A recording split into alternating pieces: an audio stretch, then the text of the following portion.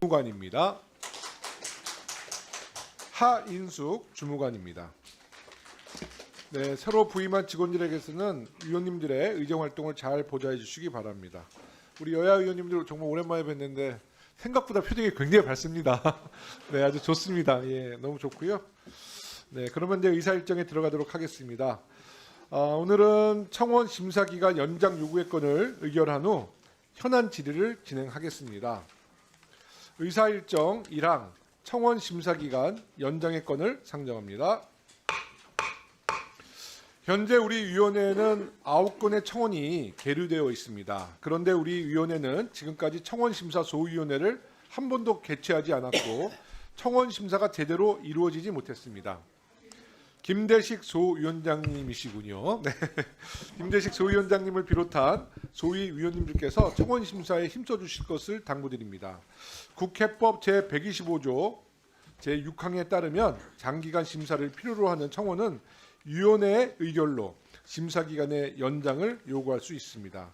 이에 청원에 대해 심도 깊은 논의를 하기 위해 배부해드린 자료와 같이 계류 중인 청원 5건의 심사기간을 제22대 국회 임기 만료일까지 연장할 수 있도록 우리 위원회의 의결로 요청하고자 하는데 이의 없으시죠? 네, 제가 연장 요구안의 건에 대한 청원 자료를 좀 살펴보니까는요. 일단은 이 청원이라는 것은 국민들이 국회에 요청하는 것이기 때문에 굉장히 저희가 좀 이것을 엄숙하게 받아들여야 된다라는 것은 아마 의원님들 다 동의하실 거고요. 이 5가지 심사 연장의 건도 하나하나 살펴보면 뭐 우리 여야 의원님들께서 정말 같이 공감하고 이런 문제에 대한 국민들의 요구에 대해서 함께 해결하려는 의지가 분명히 있을 만한 내용입니다. 학교 내 성폭력 가해자 처벌 피해자 보호를 위한 제도 개선 촉구에 관한 청원입니다. 뭐 당연히 우리 의원님들께서 성폭력 가해자 처벌에 대해서는 동의해 주실 거라 보고요. 우리가 또 지난 국정감사 때 상당히 이제 큰 문제로 우리가 그 국회에서 지적했던 한경 국립대학교 총장에 대한 검사와 조사 및 파면에 관한 청원, 사학재단 비리 척결과 여대 존치를 위한 사립학교법 개정에 관한 청원, 의평원 및 예산 낭비에 대한 교육위원회 전문위원실의 의견을 적극 수용 요청에 관한 청원, 광역단위 자율형 사립고등학교, 전국 모집 자율형 사립고등학교 성비 정립에 관한 청원입니다. 이 문제에 대해서 의원님들 빠른 시간 내에 우리 언제까지 해주시겠어요?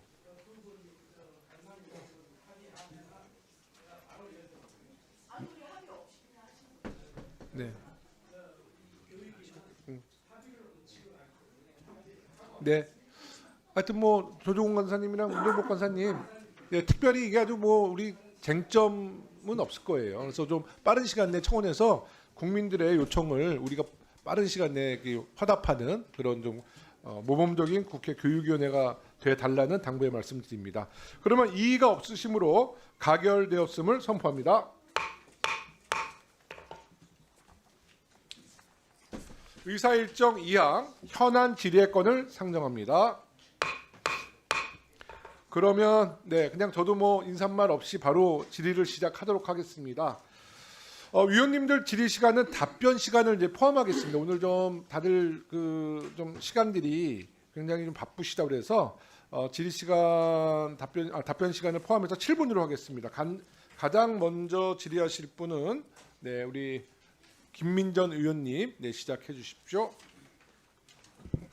네, 안녕하세요. 김민전입니다. 교육부 부총리님께 여쭙겠습니다. 사실 올해부터 이제 고교 학점제 본격화되는데요. 네, 그렇습니다. 2학년부터 올해 5월부터 이제 수강 신청을 하게 되는데요. 학교의 준비들은 잘 되어 있는지 궁금합니다. 네, 저희가 뭐 현장 점검을 계속 하고 있고요. 실제로 이제 고교 학점제는 두 정부에 걸쳐서 꾸준히 이제 준비해온 정책입니다. 그래서 물론 많은 변화가 있지만 차질 없이 진행될 수 있도록 최선을 다하겠습니다. 네, 학교 현장에서의 약간의 변화만 있어도 이게 사교육 시장을 자극한다는 게 이게 참 큰 문제인 것 같다라는 생각을 많이 하게 되는데요. 그 학교 현장에서의 변화가 긍정적인 변화라고 하더라도 또 사교육 시장을 이 자극하게 되면 이것은 또 학부모와 또 사회적으로 전체적으로 큰 짐으로 돌아오는 것이 사실인데요. 지금 사교육 시장이 이것으로 인해서 굉장히 들떠 있다 이런 뉴스들 많이 보셨죠? 네, 봤습니다. 네. 뭐 지적하신 대로 이제 뭐 어떤 변화든 그 공교육의 변화가 계속 사교육의 어떤 그런 이제 수요를 촉발한다 하는 그런 비판이 있고 실제로 또 그런 부분이 많이 있습니다. 그래서 고교 학점제의 경우에는 이제 그런 게 최소화될 수 있도록 적극적으로 대응하겠습니다. 네, 지금 뭐 사교육 시장은 잡아도 오히려 더 커지는 게 사교육 시장이 아닌가 하는 참 비애감을 느끼게 되는데요. 이 4세 고시반, 7세 고시반, 뭐 고시, 4세 고시, 7세 고시 이런 웃을 수도 없는 정말 슬픈 단어들이 유행하고 있는 것도 정말 안타까운 일인데요. 저는 교육부와 또 교육청이 이 학교 교육이라고 하는 게 100m 단거리가 아니라 마라톤이다라고 하는 걸 좀 학부모님들께 잘 좀 정보를 주셔야 되지 않을까. 너무 어려서 100m 단거리로 뛰고 나면 오히려 장기적으로 학습 효과가 나지 않는다라고 하는 이런 사실들에 대해서 좀 학부모님과 좀 정보를 잘 공유하시는 게 전국적으로는 이런 문제들을 좀 해결하는 방안이 아닐까 이런 생각이 드는데요.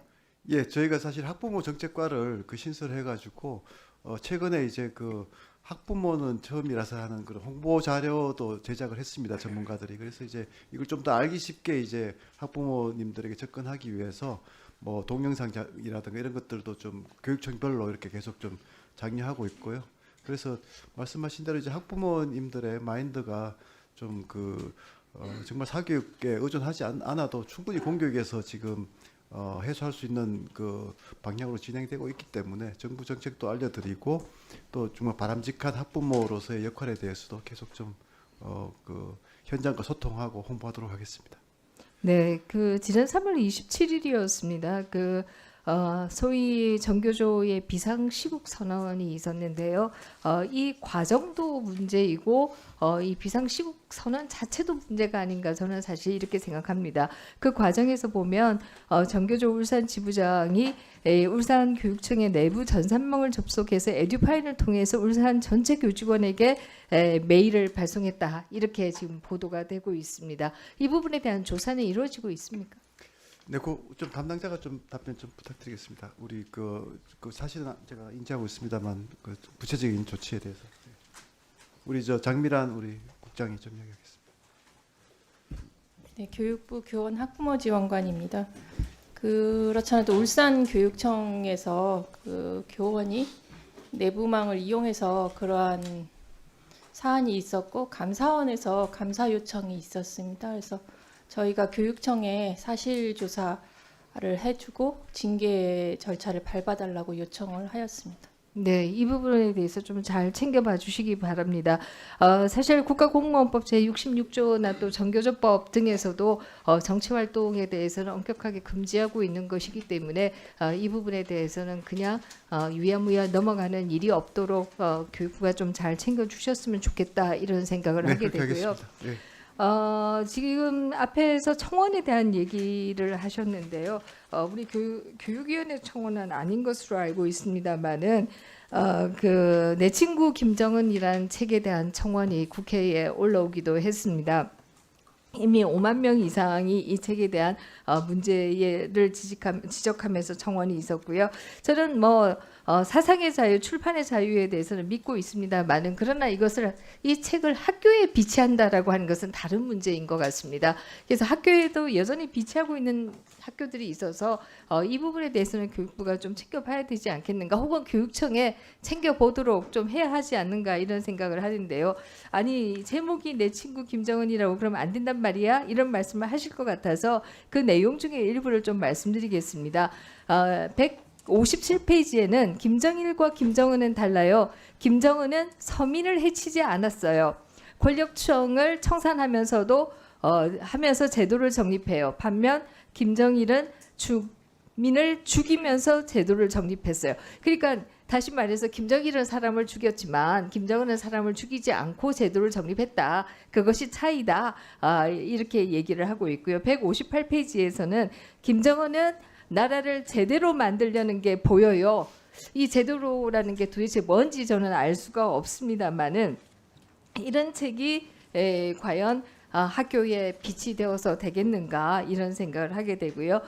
또 20페이지, 21페이지에서는 방공호와 대피소에 들어가서 그 안에 들어갔다가는 더 죽을 것 같아요. 물론 우리 방공호와 대피소가 절대적으로 부족하고 그 시설에 대해서도 우리가 더 개선할 바는 있겠습니다만은 그럼에도 그 안에 들어가면 더 죽을 것 같다라고 하는 이런 인식을 심는 것이 과연 바람직하냐 이런 얘기를 할 수가 있고요. 그래서 이 책을 학교에 비치하는 것에 대해서는 좀 교육청에 공문이라도 보내셔야 되는 것이 아닌가 이런 생각을 하는데 어떻습니까? 예, 좀 저희가 좀 잘 챙겨 보겠습니다. 그 뭐 말씀하신 그런 내용이 사실이라면 정말 그 충격적이기 때문에 그런 부분은 없도록 그 학교 현장에 일어나지 않도록 챙기겠습니다. 네, 뭐 이 청원 자체는 국회 전자청원 시스템에 올라온 청원 자체에서는 책의 출판 및 유통을 중단 요구하는 그런 청원이 되겠습니다. 그래서 제가 얘기한 것보다 훨씬 더 강한 청원이 5만 명 이상의 동의를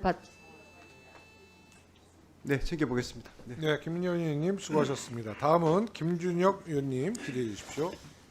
예, 장관님. 네. 아까 저 인사하시면서 마지막 상임위가 될 것 같아서 인사드린다고 하셨는데 그간 뭐 열심히 잘 해주셨고 또 아쉬운 점도 또 많이 있을 거라고 생각하는데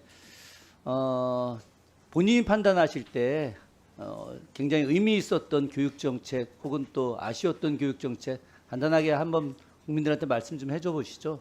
네, 뭐 그 아마 이제 마지막 상임이라고 제가 듣고 있습니다. 그래서 오늘 이 자리를 빌어서 우리 그 교육부의 교육 정책에 또 어떨 때는 또 따끔하게 일침도 나와주시고 비판도 해주시고 또 어떨 때는 또 따뜻하게 격려해주시고 응원해주신 우리 교육위 위원님들께 정말 진심으로 감사드린다 하는 말씀을 먼저 드리고요.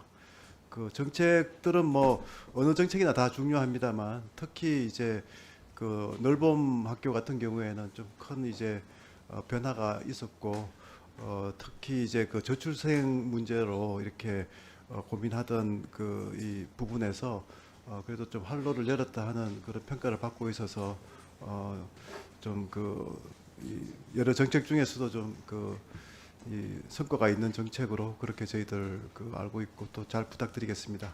좀 아쉬운 부분은 저는 개인적으로 이제 대학 입시 제도가 사실 원래 좀 본격적으로 좀 더 구체화되는 논의들이 좀 이제 진행될 거로 그렇게 예상을 하고 있었는데 아무래도 좀 이제 여러 정치적인 상황으로 입시 개편에 대한 좀 속도가 좀 나지 못한 거에 대해서 좀 아쉽게 생각하고 있습니다. 예, 입시 개편 문제는 제가 세 번째 질의로 할 생각이고요. 예. 혹시 정조 때 만든 자율전칙이라고 하는 법 들어보신 적 있으신가요? 예, 워낙 정조 전문가시라서. 정조 전문가는 아니지만 하여튼 예. 네, 잘 네 제가 뭐 예. 아주 자율전칙이라는 게 아주 간단하게 말씀드리자면 버려진 고아들 또 부모님이 갑자기 돌아가신 고아들 그 고아들을 국가가 책임지고 길러야 한다는 겁니다. 10살 때까지. 그래서 가난아이 때는 젖을 줄 수 있는 산모를 이렇게 따로 이렇게 쌀을 주고 젖을 주게 하고 또 지방 고을 수령들이 책임지고 길러야 된다. 그 이전까지 이런 법이 없었습니다. 아이들을 국가가 책임지고 길러야 한다는 법이 정조시대 이전까지 없다가 정조가 처음 만든 법인데 이게 제가 왜 이 말씀을 드리냐면 조금 전에 장관님께서 가장 좋았던 성과가 늘봄교육이다라고 말씀을 하셨기 때문에 드리는 말씀입니다. 늘봄교육과 관련된 좋은 내용도 있고 또 지난번 대전의 하늘이 사건처럼 아쉬운 부분들, 안타까운 부분들도 분명히 존재합니다. 그래서 제가 오늘 상임위에서는 어떤 현안에 대한 구체적인 내용보다 장관님께서 어쨌든 현실 속에서 6월 3일 새로운 정권이 들어서기 때문에 그때까지 임기를 하실 건데 그 뒤에 새로운 교육부 장관이 오셔서 정책을 추진해 나가는 과정에서도 계속 지속적으로 일을 할 수 있게 역할을 해주셔야 된다라고 하는 그런 말씀을 드리려고 하는 겁니다. 네, 감사합니다. 예. 네. 그럼 아쉬운 대목 좀 한두 가지 좀 이야기하도록 하겠습니다. 저는 장관님이 재직하고 있는 동안에 교육부에서 제일 아쉬운 정책은 바로 의대 증원 문제라고 저는 생각을 합니다. 그 의대 증원과 관련해서 당시 보건복지부 장관의 태도도 상당히 저희들 입장에서는 좋은 태도는 아니었었습니다. 보건복지부 장관이 일방적으로 인원 증원을 정했다는 식의 반응 같은 것들은 깜짝 놀랄 일이었죠. 어떻게 사회부 총리한테 보건복지부 장관이 그렇게 강압적인 태도는 아니었겠으나 그런 모습을 취하는 것 자체가 올바르지 않은데, 그런데 이번에 증원을 2,000명에서 다시 늘리지 않는 2026년 의대 정원 문제가 나왔는데 이때 보건복지부 장관하고 협의를 하신 건가요? 네, 뭐 정부 정책은 기본적으로 그 최종 결정 전까지는 또 활발하게 부처 간에 근데 토론해서 보건복지부 장관은 굉장히 그 언론에 나온 거 보니까 의대 증원을 다시 2024년 방식으로 환원한 거에 대해서 좋은 뉘앙스로 발언하지 않았던데 어떻게 뭐 잘 아시겠습니다만 이제 부처 간에 이견이 많이 있습니다. 어떤 뭐 정책을 하든 간에 상당 부분은 이견이 이제 발생을 하는데요. 결국 이제 정책적인 결론이 날 때는 그래도 이제 이견에도 불구하고 충분히 협의해서 결론을 내는 것인 만큼 자, 한 예, 팀으로서 하게 됩니다. 네. 그러면 요 두 가지만 여쭤보겠습니다. 네, 네, 네. 하나는 원래 윤석열 정부에서 의대 증원을 하면서 의대에 대한 전면적인 개혁, 여기에 더해서 의대 관련된 여러 기반 시설에 대한 보강, 또 의대 교수들에 대한 확충 이런 걸 하고 얘기를 했는데 2025년 어쨌든 학생들도 복귀하고 또 기존 학생들도 있고 해서 이 부분을 해결하지 않으면은 안 되는 상황입니다. 이렇게 되면 의료가 퇴행이 돼, 의료 교육이. 관련해서 교육부가 어느 정도 예산을 투여해서 의대 국립대 의대부터 시작해서 나머지 의대 지원을 할 건지 말씀을 좀 해주십시오. 예, 뭐 지적하셨듯이 이제 의대 교육 부분은 정말 그 교육부가 여러 가지로 안타깝게 생각을 하는 부분이 많이 있습니다. 그렇지만 또 그럼에도 불구하고 이걸 계기로 삼아서 의대 교육의 질을 정말 크게 좀 개선하는 계기로 만들자 하는 각오를 가지고 있고요. 이제 그런 취지에서 교육부의 의대 교육 지원국이 설립이 됐습니다. 그래서 저희가 지금 말씀하신 대로 기재부의 또 예산도 상당히 많이 확보돼 있고, 물론 이제 6학년도 정원을 4학년 정원으로 이렇게 이제 하는 그런 이제 불가피한 조치를 했습니다만, 저는 뭐 교육의 질을 획기적으로 좀 높이자 하는 그런 각오를 교육부가 계속 가지고 있다. 그래서 의대 교육에 좀 더 많이 투자하고 질을 개선하는 그런 부분은 변함없이 갈 것이다 하는 말씀드리겠습니다. 제가 이제 마지막으로 시간이 없기 때문에 네네. 그냥 당부의 말씀드리는데, 여기 박성민 기조실장님 이하 교육부 우리 고위 공직자분들께도 같이 말씀을 드립니다. 교육 정책을 내세웠기 때문에 그 부분을 일관되게 지속하는 것이 가장 중요하다.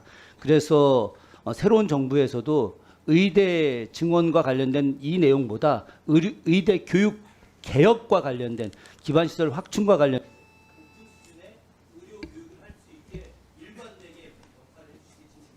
예, 말씀 주신 것은 뭐 저희가 100% 공감하고요. 주신 내용대로 저희가 준비하고 있다 이런 말씀드리겠습니다. 잘 부탁드리겠습니다. 네, 우리 김준혁 의원님 감사합니다. 오늘 이조 장관님 마지막 상임위 안 될 수도 있어요. 네. 최대한 저는 좀 한 번 더 상임위를 열어서 여러 가지 네, 현안, 뭐 그 위원장님의 판단에 맡기겠습니다. 아니, 저희가 사실 저희가 교육 현안 특히 의대 문제도 우리가 한번 여야 간사님께서 합의만 해주신다면 우리가 뭐 정부를 지원할 수 있는 거나 뭐 뒷받침할 수 있는 게 있으면 상임위 언제든지 열 수 있으니까요. 알겠습니다. 마지막이라고 단정 짓지 마십시오. 네, 잘 알겠습니다. 네, 다음은 김용태 의원님 질의해 주십시오. 네, 경기도 포천시 가평군 국회의원 김용태입니다. 의대 정원 증원 관련해서 그동안 많은 논의가 있었는데 결국 2026학년도 3,058명으로 되돌렸습니다. 이러한 결정을 하는 데 있어서 많은 국민들께서 어려웠다라는 것을 잘 인지하고 계십니다. 그러니 아직도 수업을 거부하고 있는 의대생들은 조속히 학교로 돌아오셔서 의학 교육을 받으실 수 있도록 부탁드리겠습니다. 또한 교육부에서도 의학교육 정책을 결정할 때 의대생 의견을 반영하기 위한 의학교육위원회를 구성한다고 말씀하셨던 만큼 학생들과 진정성 있는 대화와 소통을 이어나가 주시길 당부드리고 싶습니다. 한 가지 더 당부드리고 싶은 것은 조금 전에 말씀드렸던 김준혁 의원님 말씀처럼 복지부와의 소통인 것 같습니다. 복지부에서는 의대 정원을 동결한다고 해서 의대생들이 반드시 수업에 복귀하는 것도 아니고 의대 정원 동결이 자칫 다른 의료개혁 과제에 부정적 영향을 미칠까 우려했습니다. 현재 2027학년도 이후 의대 정원을 논의할 의사인력 수급 추계위원회를 구성하고 있으니 더욱 중요한 시기인데 장관님, 조금 전에 말씀하셨던 것처럼 교육부와 보건복지부와 간의 소통에는 문제가 없는 것이죠? 예, 뭐 저희가 부처 간에 이렇게 좀 이견이 분명히 있을 수 있습니다. 소관하는 사항이 또 틀리다 보니까. 그렇지만 최대한 협의해서 또 이견에도 불구하고 이제 그 정책이 결정이 되면 원팀으로 일하고 있다 하는 말씀 드리겠습니다. 의대 정원과 관련해서 온 국민이 그동안 불안해하셨던 만큼 이 부처 간의 소통 문제로 국민들이 불안해하시지 않으시도록 장관님께서 마지막까지 좀 챙겨주시기를 당부드리겠습니다. 그렇게 하겠습니다. 저는 오늘 현안 질의가 단순히 정부를 질타하거나 또 반대로 의료계와 의대생들을 비판하는 자리가 되지 않았으면 합니다. 그래서 향후 의대 정원과 관련해서 어떻게 나아가면 좋을지 좀 미래지향적인 현안 논의가 되었으면 하는 마음에서 제안을 드려보고자 합니다. 그 내용이 의사과학자 양성입니다. 제가 PPT에 영상을 좀 하나 준비했습니다. 차유진 박사의 영상이고요. 간략하게 소개를 드리면 이분이 공학도로 학부를 나오셨는데 의전원을 입학해서 의사가 되셨습니다. 하지만 많은 암들이 발생했고 거기서 무기력을 느껴서 다시 그 공학도가 되셔서 박사를 받으면서 의사과학자가 되신 분입니다. 카이스트 2년 전에 졸업할 때 대표 연설을 하셨는데 거기에 짤막하게 저희가 편집을 했습니다. 영상을 한번 틀어주시죠. 고민 끝에 의학전문대학원 진학을 결심하게 되었습니다. 솔직히 그 결심은 힘든 과학자로 다시 도전하느니 의사가 되어 안정적인 삶을 살겠다는 저와의 타협이었습니다. 결국 의사가 된 저는 첫 환자로 민지라는 아이를 만나게 되었습니다. 민지는 다리에 생긴 고육종으로 한쪽 다리를 절단까지 해야 했지만 암을 이겨내겠다는 굳은 의지로 늘 저를 뭉클하게 했습니다. 하지만 폐에 암이 전이된 민지의 상태는 나날이 악화되었습니다. 민지가 하늘나라로 떠나던 날 저는 아무도 없는 곳에서 펑펑 울었습니다. 왜 현대의학은 이 아이를 살리지 못했을까? 저는 오랜 방황 끝에 비로소 깨달았습니다. 현대의학의 한계를 극복하는 길은 결국 과학기술에 있다는 것을 말이지요. 저는 다시 과학자가 되어 그 답을 찾겠다는 꿈을 갖게 되었습니다. 실패를 거듭했던 연구가 마침내 저의 졸업 논문이 되어 출판되던 날 저를 과학자의 길로 이끌었던 민지가 구름 위에 나타나 오사리 손으로 제게 손뼉을 쳐주고 있었습니다. 감사합니다. 2년이 지났지만 지금도 저 영상이 인터넷에 많이 회자가 되고 있습니다. 저는 의대 정원과 관련한 그간의 협상을 지켜보면서 정부가 왜 의사가 더 필요한지에 대한 근거를 더 명확히 됐으면 좋았지 않았을까에 대한 아쉬움도 좀 있습니다. 장관님도 아시겠지만 그동안 의사과학자 양성에 대한 논의가 여러 차례 있었습니다. PPT 화면 좀 띄워주시겠습니까?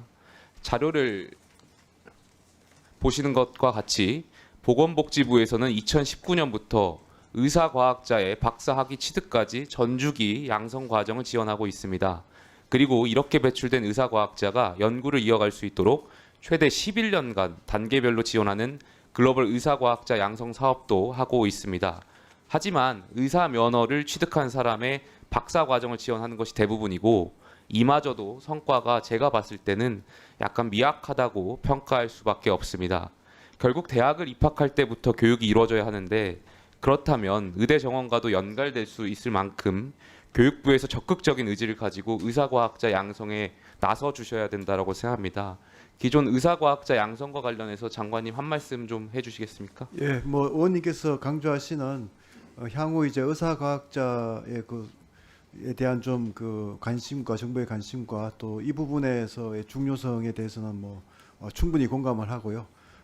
그렇지만 이제 어떤 방식으로 의사과학자를 양성할지에 대해서는 그간에 상당히 좀 이렇게 이견들도 많이 있고 그런 것 같습니다. 그래서 그런 것들을 좀 충분히 저희가 감안하고 또 뭐 앞에서 말씀드렸습니다만 교육부에 이제 의대교육 지원국이 설치된 만큼 의사과학자 양성에 대해서도 부처가 좀 더 관심을 가지고 이 부분에 대해서 좀 좋은 정책들을 개발하고 추진해 나가도록 그렇게 하겠습니다. 저는 윤석열 정부에서 사실상 의대 정원이 실패한 상황에서 의사 양성 과정에 대한 좀 구체적인 대안도 필요하다라고 생각합니다. 그래서 저는 의학전문대학원을 활용한 융합형 의사과학자 사업을 통해서 기존 의대와 차별화할 것이 어떨까 하는 것을 좀 제안드리고 싶습니다. 학부에서는 과학하고 공학을 전공하고 의전원에 입학한 학생들이 융합형 의사과학자 전문 과정을 이수하는 것입니다. 의전원에서 의사과학자를 양성할 경우 학부에서 공부했던 그러한 공학 지식들을 더 발전시킬 수 있다라고 생각합니다.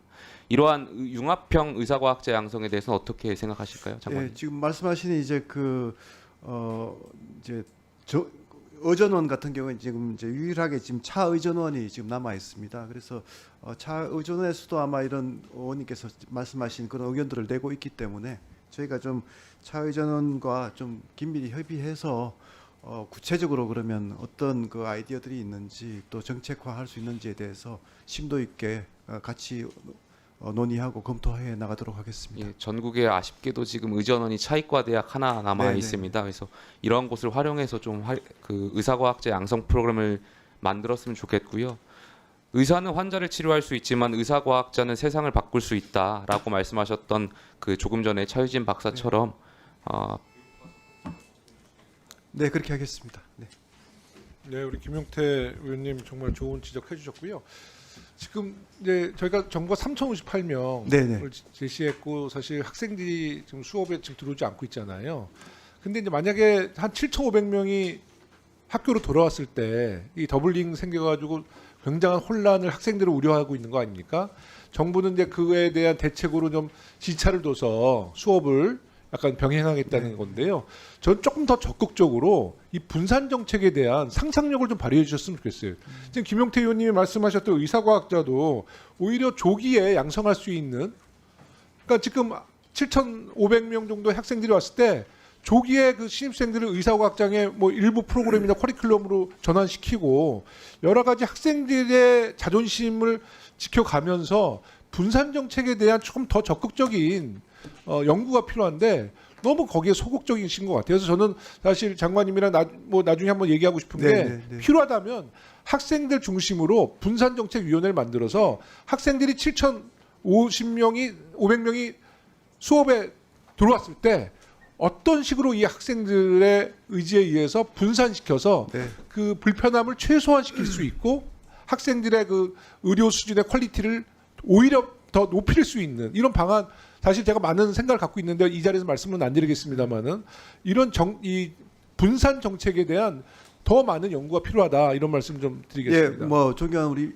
위원장님의 제안은 정말 교육부도 많이 공감을 하고요.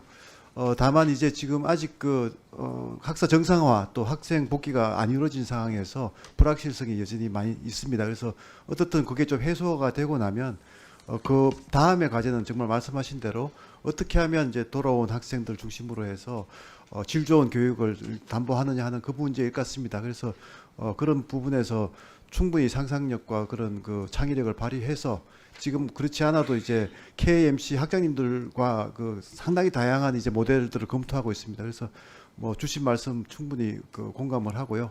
그런 방안들 다 열어놓고 저희들이 최대한 학생들에게 좋은 교육을 할 수 있도록 노력하겠습니다. 예. 네, 우리 김용태 의원님 수고 많으셨고요. 다음은 백승아 의원님 질의해 주십시오. 네, 안녕하세요. 자, 윤석열은 국민과 헌법의 심판을 받아서 탄핵이 되었습니다. 교육감들께서는 탄핵 인용 환영 입장을 밝히셨는데요. 우리 교육부 장관께서도 환영하십니까?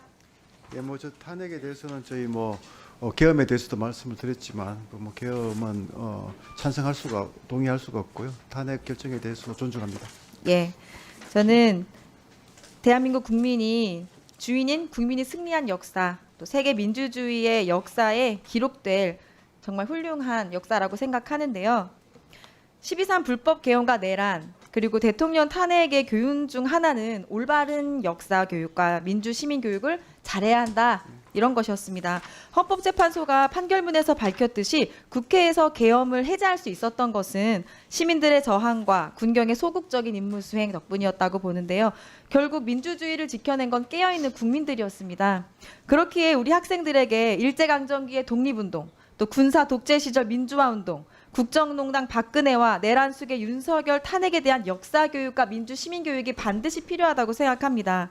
그래서 저는 이번 사건을 3가지 정도로 명확히 기록해야 한다고 보는데요. 12.3 계엄은 위헌, 위법했다. 내란 속의 주범 윤석열이었고 파면이 되었다. 또 내란에 가담한 공범과 옹호 세력도 반드시 처벌해야 한다. 이 3가지를 역사에 기록하고 아이들에게 제대로 가르쳐야 다시는 이런 불법 계엄과 내란이 없을 거라고 생각하는데 어떻게 생각하시나요? 네, 원님 말씀하신 이제 민주 시민 교육, 그러니까 이제 이번을 계기로 해서 좀 이거를 강화해야 된다는 그 입장은 또 여러 시도 교육청도 지금 이제 그 여러 방안들을 내고 있는 것 같습니다. 그래서 이게 기본적으로 시도 교육청 사안이기 때문에 시도 교육청과 좀 합의해서 그 학교의 여건과 또 특색을 반영해서 시민 교육이 활성화될 수 있도록 그 교육 지원을 지속해 나가도록 하겠습니다. 예, 신경 써주시기 바랍니다. 장관님, 교직원 10명 중 8명이 윤석열 정부 교육 정책에 낙제점을 줬습니다. 사실상 윤석열 교육부 최종 성적표입니다. 저는 이런 부정평가의 원인이 소통 없이 합의 없이 일방적으로 밀어붙인 그야말로 불통에 있다고 보는데요. 실제로 교육 정책별 부정적 응답 가장 많이 한 게 AR 디지털 교과서와 늘봄학교 정책이에요. 그러니까 소통 없이 강행되었던 정책들입니다. 먼저 현장 체험학습에 대해서도 말씀을 좀 드리고 싶은데요. 저희 의원실에서 지난 3, 4월 전국 교직원 대상으로 설문조사한 결과 현장 체험학습에 대해 90.9%가 안전사고가 증가하고 있다. 65.6%가 안전사고 경험이 있다. 이렇게 응답을 하셨어요. 계속 안전사고 위험이 증가하고 있고 실제 경험을 하고 있다는 건데요. 이 때문에 올해 현장학습 실시한다는 응답은 45.7%밖에 없었습니다. 그러니까 나머지는 법적, 제도적 안전장치가 만들어질 때까지 전면 중단하거나 유보하겠다 이런 입장들이어서 갈등이 있는데요. 교원단체에서도 교육부에 대책 요구하고 있지만 대책은 좀 부실한 실정입니다. 그래서 국회가 체험학습 안전대책 마련 위해 작년 11월에 법안 발의해서 통과시켰고 올해 3월 저희 의원실에서 토론회를 열어서 현장학습에 대한 현장의 의견을 전달을 했는데 해당 법안 내용 보다 현실화하고 구체화해야 하는 교육부에서는 아직 복지부동입니다. 이 자리를 통해서 다시 한번 분명히 전달드리겠습니다. 현장 체험학습 운영과 관련한 학교 현장의 요구는 크게 4가지 정도로 제가 파악을 했는데요. 첫째는 면책에 해당하는 현장 체험학습 안전사고 예방 및 안전조치 의무를 보다 분명히 하는 것. 둘째, 방대한 안전조치 책임을 교사에게 모두 떠넘기는 것이 아니라 업무와 책임 분담 등으로 부담 완화하는 것입니다. 셋째, 현장 체험학습 안전 문제를 지원하기 위한 보조 인력을 마련하고 역할과 책임을 구체화해야 됩니다. 마지막으로 현재 부실한 유치원, 특수교육 대상자에 대한 지침도 보완해야 한다. 이렇게 현장 의견들을 받았습니다. 말씀드린 부분 포함해서 현장 체험학습 둘러싼 갈등 해결을 위해 교육부에서 제대로 된 대책 마련해서 저희 의원실로 보고해 주시기 바랍니다. 네, 뭐 의원님께서 이렇게 그 현장 체험 학습에 그 관해서 많은 관심을 가져주시고 입법도 해주시고 한 거에 대해서 이 자리에 비해서 정말 감사드리고요. 교육부가 좀 차근차근 그 지적하신 것들에 대해서 뭐 충분히 공감하고 있기 때문에 네네. 조금 발빠르게 대책을 수립하고 또 필요한 경우에 조례 재개정이라든가 또 법 개정이 좀 일부 더 좀 네. 추가돼야 된다는 부분도 있고 하기 때문에 그 지적하신 것에 대해서 뭐 충분히 공감하고 저희가 좀 빠르게 그 협력해서 정책화하도록 저희랑 이제 하겠습니다. 일정을 조율할 때 막 교육부가 빨리 빨리 응하시지 하겠습니다. 않으셔갖고 네, 네. 지금 학교에서는 기다리고 있거든요. 압니다. 유보한 상태로. 네, 예, 네. 부탁드리겠습니다. 최대한 챙기겠습니다. 네. 네. AI 교과서에 대해서도 말씀을 좀 드려야겠는데요. AI 디지털 교과서 사용하려면 교육 디지털 원패스 원패스, 예. 이걸 가입해야 되잖아요. 근데 지금 엄청난 혼란이 있습니다. 자료를 확인해 보니까 지난 3월 교육부 AI 디지털 교과서 중앙 상담 세터에 접수된 민원만 5,200건인데 이 중 절반 이상이 AI 디지털 사용을 위한 사이트 접속 및 가입 관련이었습니다. 4월 15일에는 완전히 먹통이 되어서 아예 사용할 수 없었다고 합니다. 그래서 가입률도 상당히 낮아요. 59.9% 가입자가 그 정도밖에 안 되는데 사실상 한 반에 한 명의 학생이라도 AIDT 접속 불가능하면 수업이 어려워요. 서책형 교과서는 가져오지 않으면 뭐 같이 보거나 옆반에서 빌리면 되지만 AI 디지털 교과서는 가입을 안 하면 사용할 수가 없거든요. 또 기기 활용해서 수업 진행해야 되는데 접속을 못하면 그 학생은 완전히 수업에서 소외가 되겠지요. 또 이용률은 더 처참합니다. 지금 가입자 수 대비 이용률이 10% 미만이거든요. 세종 같은 곳은 하루에 중학교가 2명, 고등학교 4명 이렇게 사실상 아예 활용이 안 되고 있습니다. 교육부랑 캐리스에서는 가입이 편하다, 뭐 사용이 쉽다, 문제 없다고 홍보를 하셨는데 이게 교육 현장을 잘 모르는 부분이 여실히 드러났다고 생각을 하고요.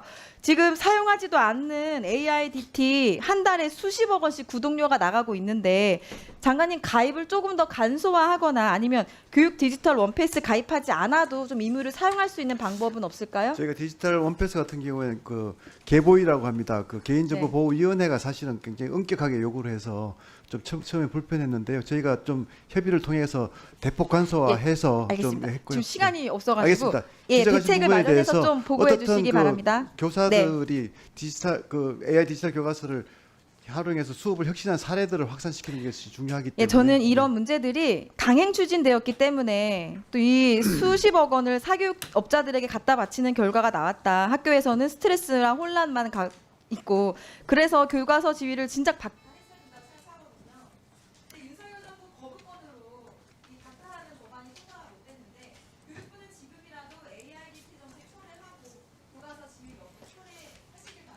예, 뭐 저희가 최대한 그 AIDT를 활용한 수업 혁신이 좀 확산되도록 노력하고요. 걱정하시는 그런 부분에 대해서는 계속 의원실과 협의하도록 하겠습니다.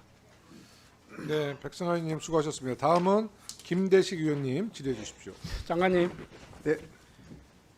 오늘이 마지막이 될지 우리 위원장님 말씀대로 다음에 또 한 번 더 있을지 모르겠지만은 어느 보수 정권이나 진보 정권이나 또 공과가 있지 않겠습니까? 그리고 이제 어느 부처도 장관님들이 공과가 있다고 생각을 합니다. 저는 우리 이주호 장관님이 엄청나게 많은 일을 했고 또 칭찬도 받았지만은 욕도 많이 얻어먹었다고 생각을 해요. 그러나 저는 공과를 놓고 보면은 공이 참 많았다 이렇게 생각을 합니다. 자평하시죠. 아니 뭐 저희 뭐 앞에서도 말씀드렸지만 다 네. 우리 저 존경하는 김영호 위원장님 네. 비롯해서 교육위원님들이 정말 뭐 비판과 또 격려를 한 것들이 정말 그 큰 도움이 되었다고 생각하고요. 네. 우리 그 좀 다음 정부에서도 그 저희가 뭐 이번에 저희가 한 그 정책들이 사실 아이들 미래만 보고 했습니다. 네. 뭐 정파적인거나 뭐 네. 이념적인 거 없이 했습니다. 그래서 다음 정부에서도 좀 예. 잘 이어가도록 국회가 좀 잘 도와주시기를 예, 예. 뭐 당부드리겠습니다. 제가 저기 아까 우리 존경하는 김준혁 의원님 말씀하셨다시피 우리 박성민 기조실장님부터 교육부 관계자들이 어떤 정권이 들어서더라도 정말 이게 교육 정책만큼은 흔들림 없이 이렇게 쭉 가야 된다고 생각합니다. 우리가 이번에 참 윤석열 정부에서 의료 대란 이런 문제들은 상당히 우리가 또 한번 반추해보고 어떤 점이 부족했냐 그리고 앞으로 어떤 점으로 이렇게 개선해 나갈 것인가 이런 부분은 어떤 백서 같은 거 하나 만들어서 좀 이렇게 하나의 매뉴얼로 이렇게 넘길 수 있는 방법도 있다고 생각하는데 그거는 어떻게 생각하십니까? 그런 부분. 예, 뭐 그런 것들도 좋은 제안이라고 생각을 합니다. 그래서 예. 사실 이제 뭐 어떻게 보면 교육 정책이 그 데이터에 기반한 그 평가가 상당히 약합니다. 그동안 뭐 역대 정부. 그래서 향후에는 좀 데이터 기반으로 해서 객관적인 평가를 정책마다 이렇게 좀 계속 그 해오는 것이 해 나가는 것이 굉장히 중요할 거라고 생각합니다. 예, 앞으로 그런 좀 흔들림 없이 교육 정책은 네. 좀 이렇게 어떤 정권이 들어서라도 그렇게 갔으면 좋겠다 이런 생각을 합니다. 지난 제가 22일 날 의사협회를 방문해가지고 소통할 수 있는 기회를 가졌습니다. 해당단 전체를 한번 만나가지고 여러 가지 이야기를 했는데 지금 그 이야기를 듣고 보니까 소통을 하고 보니까 충분하게 그 대화를 하고 이야기를 했으면은 해결 방법이 있었겠다 하는 생각도 좀 들어서 아쉬움이 좀 있었는데 의사협회가 제시한 4가지 아시죠? 네, 합니다. 그 4가지 제안이 교육부에서는 다 알고 있겠지만 우리 국민들이 한번 알아야 될 필요가 있어서 제가 4가지를 한번 이야기하는데, 윤석열 정부에서 필수 의료 정책 패키지에 대한 전면 재검토, 2번째 보건 의료 정책 전반에 대한 지속 가능한 재설계, 3번째 의대생과 전공의의 학습권 및 수용권 보장, 그다음에 4번째 교육이 불가능한 의대에 대한 입학 정원 조정 등 현실적 대안 마련. 요 3번째, 4번째는 우리 교육부에 관계된다고 이러는데, 이거 충분하게 대화하면은 이게 풀 수 있는 숙제라고 생각을 했는데 이게 잘 안 됐나요? 우리가 부족했나요? 아니면 워낙 이제 그동안에 그 불신의 벽이 높았기 때문에 사실 이제 그 의료계와 정부 간의 그 진정성 있는 대화가 굉장히 뒤늦게 시작이 됐습니다. 그렇지만 이제 최근에 정말 저희가 희망을 가지는 거는 어떻든 간에 그래도 대화가 시작되면서 그 뭐 타협안도 이제 발표가 되고 거기에 대해서 또 의협과 그 후속 대화가 시작이 되고 해서 저는 이제 신뢰 회복이 되고 있는 과정이다 생각하고요. 그런 이제 신뢰 회복이 저는 뭐 어떤 것보다도 중요하기 때문에 그래도 희망을 가지고 이 회복된 신뢰를 기반으로 해서 계속 좀 더 이제 신뢰를 쌓아 나간다면 그동안 좀 굉장히 갈등이 많았고 어려웠던 그 문제들도 해소될 수 있다고 생각을 하고요. 그 신뢰 형성을 그 최대한 그걸 좀 중시해서 지금 여러 가지 지금 대화를 하고 있다는 말씀드리겠습니다. 지금 현재 오늘 현재는 아니고 어제 현재 지금 몇 프로 정도 지금 복귀가 됐습니까? 지금 이제 뭐 저희가 아시는 바와 같이 이제 그 등록은 다 했고요. 예. 이제 등록은 다 했고 이제 휴학도 다 철회가 됐고 그렇지만 이제 수업의 복귀가 지금 이제 쉽지 않은데 좀 이제 분위기가 좀 달라지고 있다 하는 이야기는 듣고 있습니다. 그렇지만 이제 이제 실제로 돌아오는 숫자의 증가는 아직 미미해서 계속 좀 그 대화를 하고 있고요. 지금 한 14명의 그 의대생들과 처음 공식적인 대화를 했는데 상당히 그 희망적인 그 대화 내용들이 있었습니다. 그래서 저희가 어떻든 이제 의대협이라고 해서 공식적인 학생 기구와 학생 대표들과 대화를 요청해 놓은 상태고 저희가 좀 꼭 좀 4월 말 이전에 그 의대협 비롯한 그 학생 대표와 그 대화가 성사가 돼서 정말 다 복귀하는 좀 좋은 계기를 마련했으면 합니다. 지금 얼마 안 있으면 6월 3일 날 새로운 정권이 들어서는데 이 기간을 지금 이게 마무리가 잘 돼야 된다고 생각합니다. 그렇습니다. 지금 벌써 지금 네. 대학에서 중간고사 기간이고 이게 지금 이번 달 지나고 나면은 이게 어떻게 회복할 수 있는 그게 좀 굉장히 어렵다. 저희가 그래서 학생들한테도 이 정부와 지금 그 대화해서 해결할 것들을 빨리 하자. 다음 정부를 기다리고 학생들이 돌아오지 않는 것은 정말 좀 어리석은 일이다. 그래서 빨리 좀 그 복귀하고 또 그 다음 정부에서도 대화할 수 있는 건 다음 정부가 하고 하면 되니까 일단 이 정부와 빨리 그 대화해서 복귀는 좀 완료하자. 지금 학생들이 그 1년 이상 뭐 2년까지 지금 이렇게 수업을 하지 못하는 거는 정말 피해야 된다. 이렇게 좀 설득을 하고 있습니다. 이게 지금 그냥 이게 넘길 사항이 아니고 심각한 문제라고 지금 봐야 됩니다. 예, 우리가 저희들이 그걸 너무 잘 알고 있기 의료 때문에 체계뿐만 예. 아니라 이런 그다음에 복귀 의사를 밝힌 이런 학생들에게 뭐 왕따라든지 집단 괴롭힘 이건 블랙리스트 이런 것이 횡행하고 있다는데 이런 거에 대한 학교 뭐 당국 저희가 대처를 뭐 하고 그 있는지. 말씀하신 이제 그 복귀한 학생들의 학습권 보호는 최우선적으로 저희가 강조를 하고 있습니다. 그렇지만 이제 그게 정부가 뭐 그런 아무리 노력을 해도 또 아주 오래된 그런 이제 굳어진 체제 내에서 여전히 좀 승행하는 부분을 100% 다 이렇게 보호를 해드리지 못하는 점을 안타깝게 생각하고요. 가장 좋은 방식은 어떻든 이제 학생 단체와 대화를 통해서 풀어 나가야 된다 생각합니다. 네. 그렇게 하겠습니다. 예. 네, 김대식 의원님 수고 많으셨고요. 다음은 박성준 의원님 질의해 주세요. 네, 장관님 안녕하세요. 네, 저는 뭐 오늘 글로컬 대학을 좀 하나 좀 질문을 드리고 싶어요. 저도 이제 교육에 있다 보니까 이 대학 관계자들이 많이 저한테 이제 문의도 하고 이게 어떻게 되느냐. 근데 내용을 보면 2023년도에 10개 대학을 선정을 했더라고요. 그다음에 24년도에도 10개 대학을 네네. 선정하라고 올해도 10개 대학을 선정하는 거죠. 네, 네, 맞습니다. 그 한 개 대학에 지금 자료를 보니까 1년 5년간 해서 한 1,000억 원 정도 맞습니다. 이렇게 지원해주는 상당히 큰 프로젝트 사업이라고 할 수가 있는데 생태계 혁신을 선도하는 글로컬 대학 선정 그렇습니다. 이렇게 얘기를 하는데 장관님 혁신이라는 게 뭔가요? 대학의 혁신이라는 게 어떤 의미를 얘기하는 겁니까? 그러니까 대학이 이제 지금 많은 이제 도전들이 있습니다. 뭐 지역 대학들은 특히 학생들이 이제 채용이 충원이 어렵고 또 새로운 인재 그들을 양성을 해야 됩니다. 첨단 분야를 비롯해서 큰 변화를 해야 되는데 그런 변화를 과감하게 할 수 있는 그런 이제 과정을 저는 혁신이라고 생각합니다. 그러면 그 대학들이 혁신하고 지금 예를 들면 인구 문제라든가 네. 학생들이 줄어드는 문제라든가 또 지역의 생태계와 관련해서 산업과 같이 연계된 맞습니다. 부분에 대한 이런 것들을 만들어가는 혁신 아닙니까? 네, 네, 근데 여기에 저는 그러면 교육부가 바라보는 혁신은 뭐냐? 네, 네. 글로컬 대학을 바라보는 혁신이 뭐냐? 저는 당연히 23년도, 24년도, 25년도 이렇게 주면 대학에게 많은 혜택을 주지 않습니까? 네, 네. 근데 저는 교육부 입장에서 혁신을 한다는 게 어떤 의미냐면 저는 평가를 제대로 한다는 걸 볼 수가 있을 것 같아요. 23년도에 10개 대학을 선정을 했어요. 그러면 계속 매년 지원만 하는 게 이 대학 그 글로컬 사업의 취지에 맞느냐? 23년도 대학들을 보고 평가를 해서 24년도에 탈락도 나와야 되는 거 아니에요? 탈락 나왔습니까?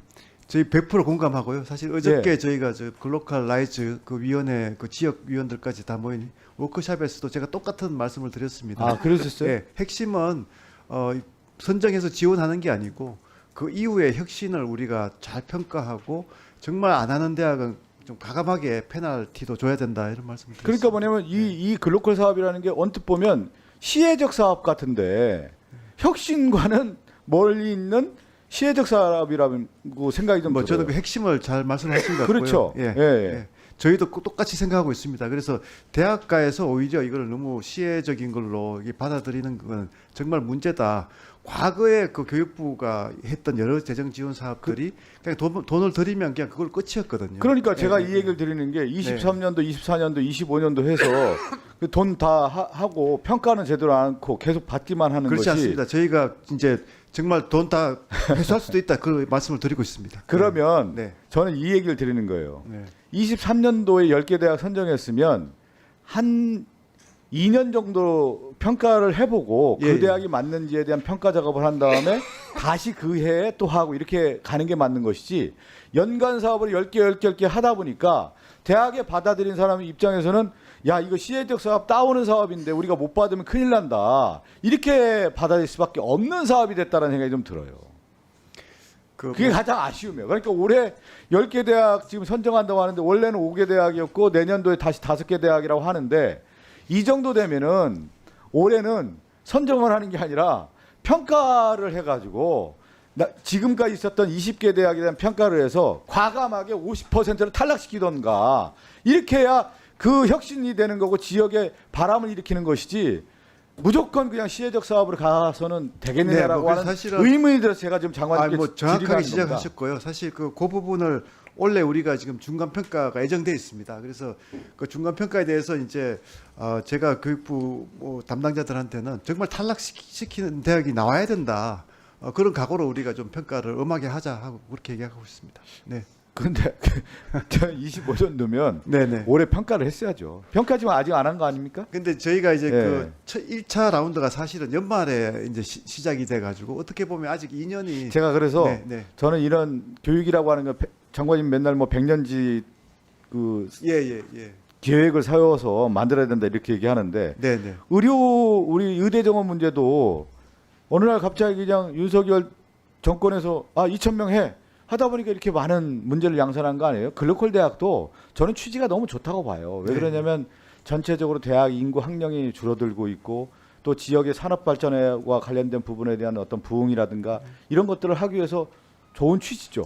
근데 이 취지에 맞게 그 분야의 혁신이라고 하면 교육부 입장에서도 혁신적인 사고를 가지고 이 사업을 진행해야 맞는 것이지 단순하게 일정에 맞춰서 그냥 한다라고 하는 것은 저는 취지에 맞지 않다. 저희 뭐 100% 공감하고요. 그런 면에서는 25년도도 한번 재고를 해봐야 되는 거 아닙니까? 5월 달에 이거 다 선정하나요? A, B 선정을 하고요. 9월에 최종적으로 이제 본 선정이 됩니다. 그러면 네. 그것도 좀 생각을 해볼 필요가 있어요. 저는 2년 동안 했다고 하면은 네네. 이게 아니 윤석열 정권 5년 간다고 하면 5년의 교육 사업으로서의 교육 계획으로서 하나의 일환이었다고 하면은 평가해 볼 만할 수가 있는데 이미 윤석열 정권 끝나고 조기 대선해서 새로운 정부가 출범하지 않습니까? 그러면 다음 정부에 이것도 여유를 갖고 넘겨주고 2년에 대한 평가를 오래 하는 겁니다. 제가 볼 때. 그런 다음에 사업 추진 계획에 대해서 다시 재검토를 하는 게 맞는 것이지 지금 해왔으니까 5월에 예비 선정하고 9월에 마친다라고 하는 것은 저는 이 글로컬 사업의 근본적 취지와 오히려 동떨어진 것이다 이렇게 보고 있어요. 예, 그 부분도 한번 저희가 재검토해 볼 요인은 없습니까? 그 네이비 이제 선정에 대한 계획이 이미 나갔기 때문에요. 예, 이제 예. 뭐 말씀드리고 싶은 거는 이제 본 선정이 다음 정부로 넘어가 있기 때문에 우려하시는 뭐 이 정부 내에서 뭐 다 이렇게 한다는 그 부분은 저희가 좀 충분히 감안을 했다는 말씀드리고 뭐 오늘 이제 여러 의원님께서 지적하셨지만 교육 정책만큼은 좀 지속 가능해야 되는 부분이 있기 때문에 저희가 다만 이제 의원님이 지적하신 그런 그 문제점에 대해서는 정말 그 열어놓고 협의를 하겠습니다. 그래서 이게 무슨 특정 그 정권의 그 정책이 아니고 계속 이어질 수 있는 정책이 될 수 있도록 저희도 협의 드리도록 그렇게 하겠습니다. 저는 올해는 한번 점검을 하고 좀 이렇게 호흡 좀 길게 갔으면 좋겠어요. 너무 짧아요, 막. 다 그냥 1년마다 하고 5월에 하고 9월에 하고 뭐 하는데 제대로 된 평가가 없다 보니까 이런 문제가 있지 않나 싶어서 한번 교육 네, 예, 의원님께서 글로컬 대에 관심 가져주셔서 너무 감사드리고요. 저희 의원실과 좀 충분히 협의하도록 하겠습니다. 네. 네, 박성준 의원님 수고 많으셨습니다. 다음은 정성국 의원님 질의해 주십시오. 부총리님 뭐 오늘 진짜 마지막 되면 진짜 서운할 것 같은데요. 한 번 더 하세요. 저하고는 제가 교총회장 할 때 수없이 만났지 않습니까? 예. 그 부총리님께서 공적인 자리에서 그때 이명박 정부 때 교육부 장관 하셨으니까 교육부 장관 한 게 합치면 몇 년 정도 되시죠? 한 5년 되시 4, 5년? 5년 정도? 5년 예, 그럼 그 5년 동안에 예, 공적인 자리에서 눈물을 흘리신 적이 몇 분 있으셨는지. 저희가 뭐 서희초 때 예. 하늘이 그때가 유일했죠? 그 사실은 그 저희가 MB 정부 때 대구에 예. 그 안타까운 그 학교 폭력 사태가 일어났을 때 그 마지막에 이제 그 어머님이 사실 교사셨습니다. 아, 그 예, 어머님의 예. 강연장에서 제가 또 한번 눈물을 보인 적이 있어요. 저는 그때 서희초 사건 나고 그 49제 때죠. 예. 그 선생님 때 그 부총리님 다음으로 제가 나가서 이제 교원단체 제가 대표로 기억납니다. 이야기하다가 예. 그 부총리님이 그 울컥하시면서 우시니까 저도 그때 눈물을 좀 많이 흘렸던 것 같아요. 예, 부끄러운 마음이 안 들더라고요. 그때 부총리님하고 제가 했던 대화가 교권을 확립하고 학교를 정상화시키자고 했는데 또 최근에 또 양천구에서 고등학교 3학년 학생이 휴대전화로 여선생님을 얼굴을 폭행하는 사건이 또 벌어졌습니다.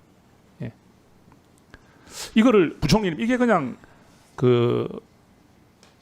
이런 일이 진짜 지극히 없는 일인데 참 운이 없어서 일어난 일이라 보십니까? 아니면 이런 일들이 좀 우리 이제 학교 현장에서 좀 자주 발생하고 있는 거라 보십니까? 어떻게 보십니까? 저희가 뭐 그 사건도 정말 정말 충격적이었고요. 뭐 저희가 사실은 이제 그 서희초 이후에 그래도 국회랑 잘 협의해서 여러 입법도 하고 정책도 추진되는 과정에 또 그런 일이 일어나서 국민들께 정말 더욱 송구하다는 말씀드립니다. 정말 더 이상 일어나지 않아야 될 일이 자꾸 되풀이되는 것에 대해서 교육부 장관으로서 너무 정말 안타깝고요. 좀 더 정말 사각지대는 없는지 더 꼼꼼히 살피도록 하겠습니다. 지금 최근에 또 언론 보도 보면은 요즘 그 용산구 또 학교에서 휴대폰으로 선생님의 또 신체 부위를 특정 신체 부위를 불법 촬영을 했어요.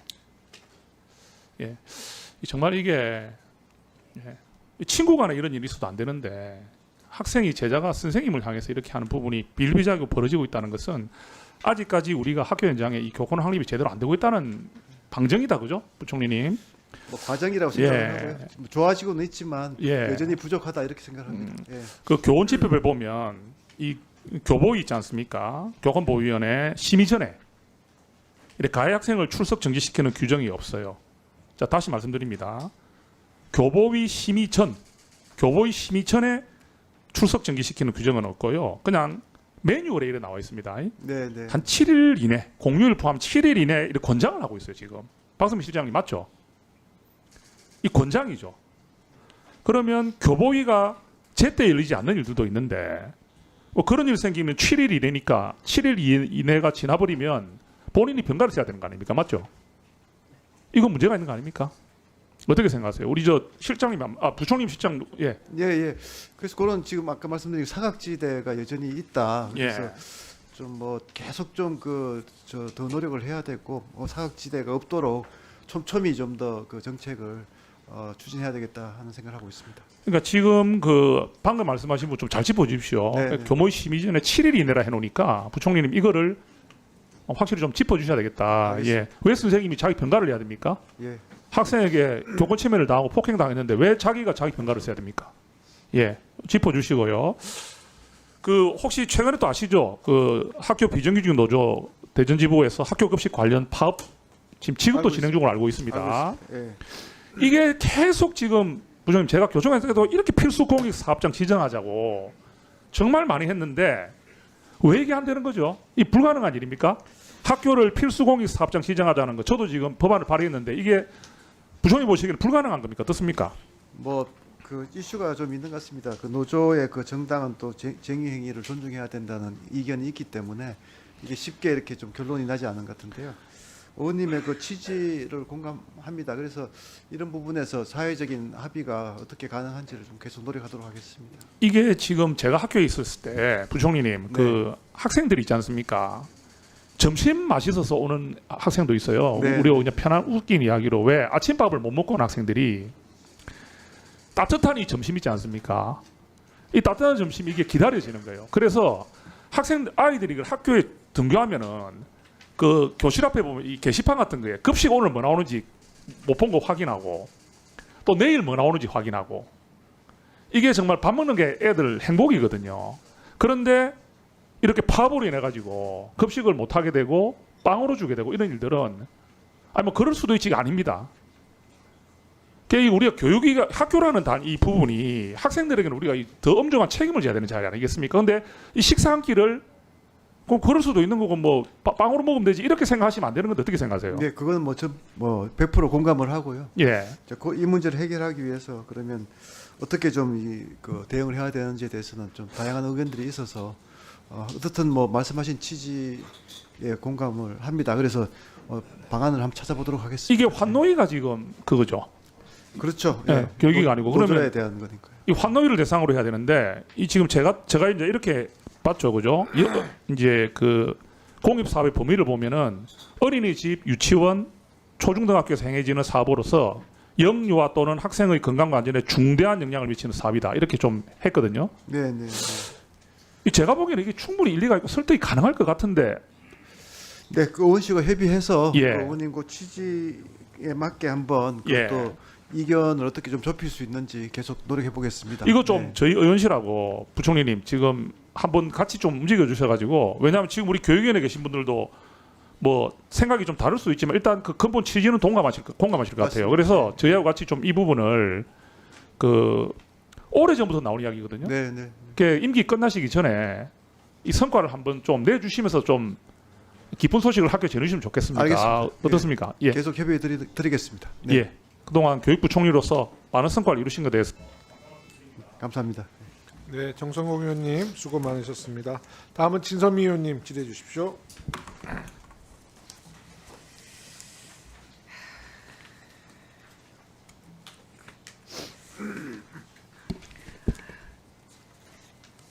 장관님. 네.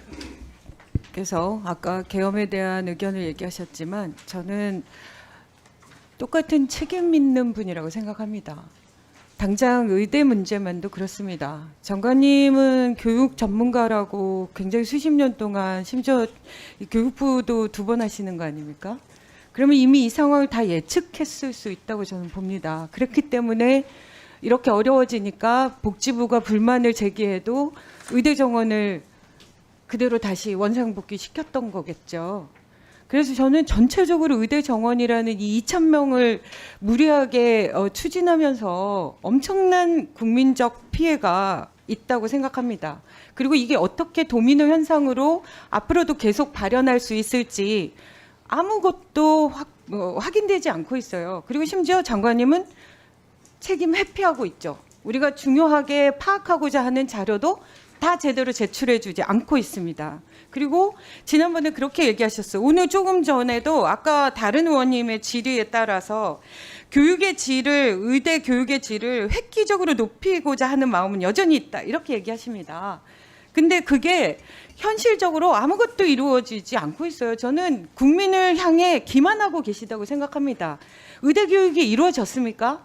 24년 내내 실종됐습니다. 출석률이 2%, 3%에 멈춰 있었고요. 그러면 의대 교육이 전면적으로 중단돼 있었습니다. 무슨 의대 교육이 있어서 무슨 질을 확보합니까?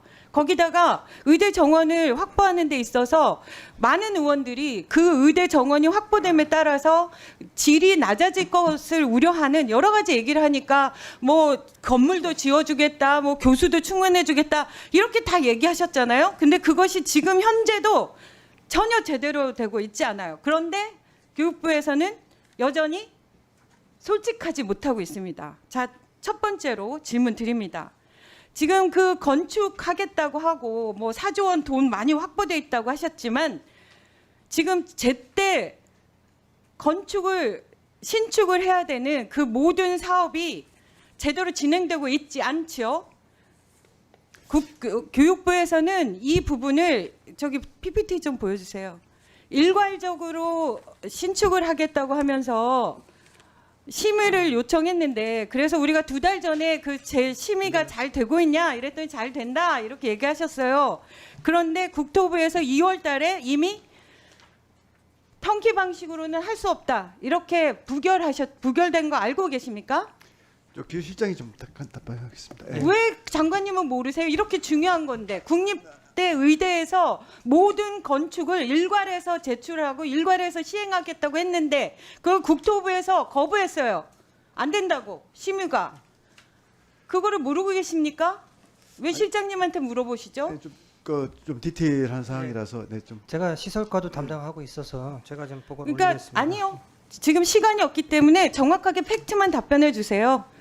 심의 탈락되셨죠? 턴키 방식으로 안 맞습니다. 된다고 하셨죠? 맞습니다. 그래서 다시 그러면 보통 통신통 방식으로 그냥 일괄해서 기존의 방식대로 입찰을 해야 되고 그러면 시간이 걸리는 거 아닙니까? 그럼 그것도 예타도 통상적인 방식으로 예타 심사를 받아야 되는 거죠?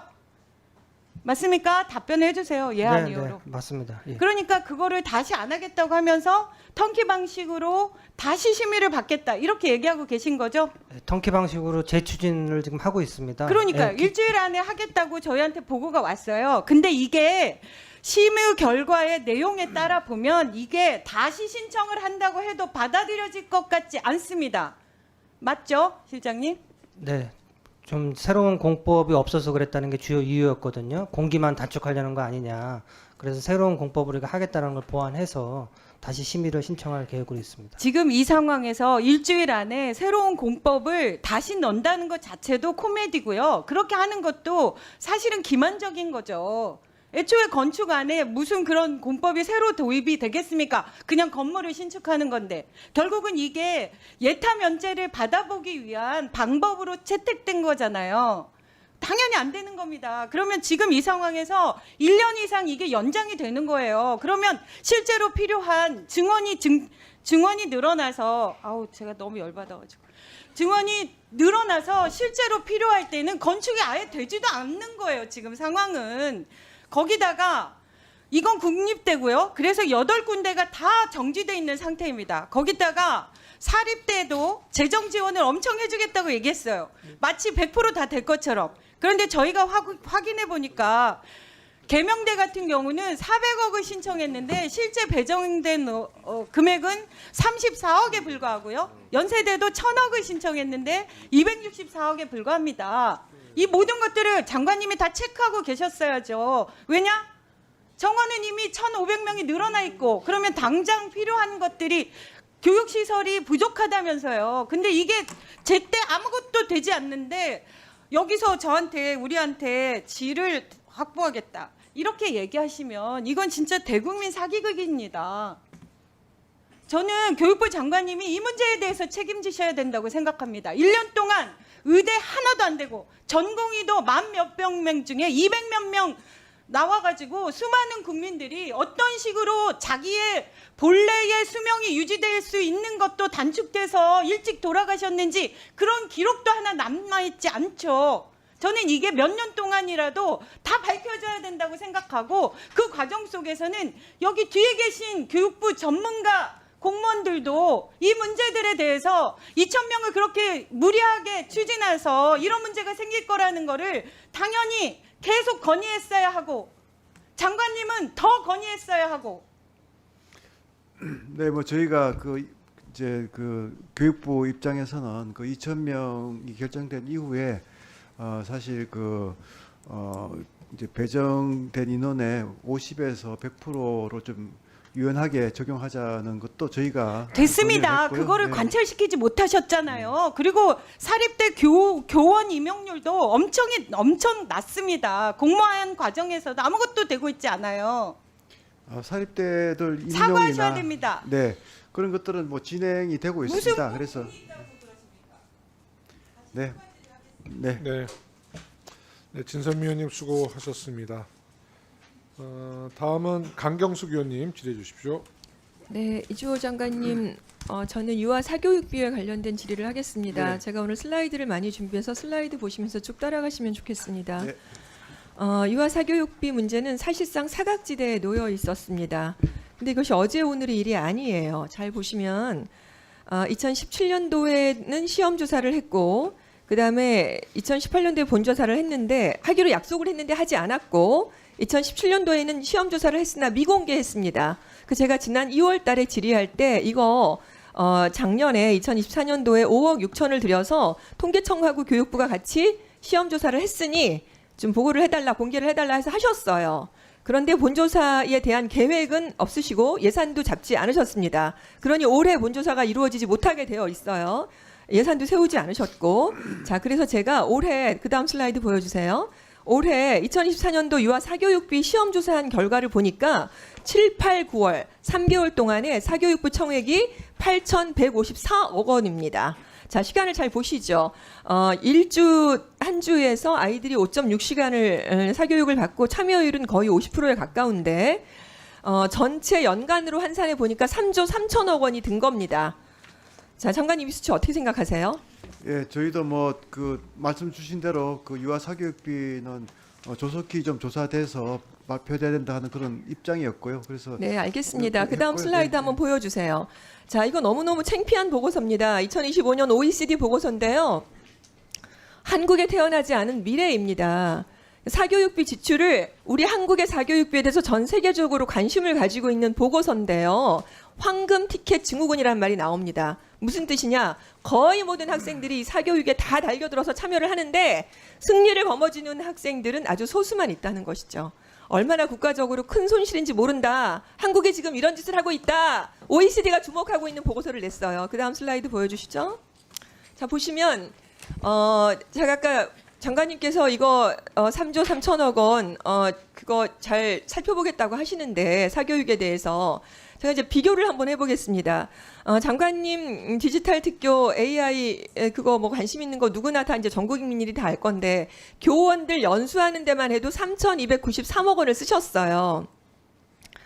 그런데 전문가가 경고하고 부정적인 영향을 우려하고 있습니다. 사실상 오늘 아침에도 신문에 났어요. 연합신문에 났는데 강남 3구의 만 9세 이하의 아동들이 우울증이나 불안장애를 가지고 있다고까지 합니다. 사교육 때문에 그렇다고 합니다. 이렇게 부정적 영향을 아주 실증적으로 연구를 해서 나온 보고서들이 많은데 예산 편성을 하지 않으시고 이렇게 AI는 이렇게 추진하고 계셔서 사실 100분의 1 정도라도 이 사교육비에 관심을 가졌더라면 이런 사태까지 올 수 있었을까 많이 아쉬움이 있습니다. 자, 그 다음 슬라이드도 한번 보여주세요. 자, 그런데 한번 제가 계속적으로 한번 대비해 보겠습니다. 장관님, 3조 3천억은 넘는 그 사교육비에 대해서는 사실 얼마나 일을 하셨는지 제가 찾아보니까 간담회 딱 한 번 하셨던데요.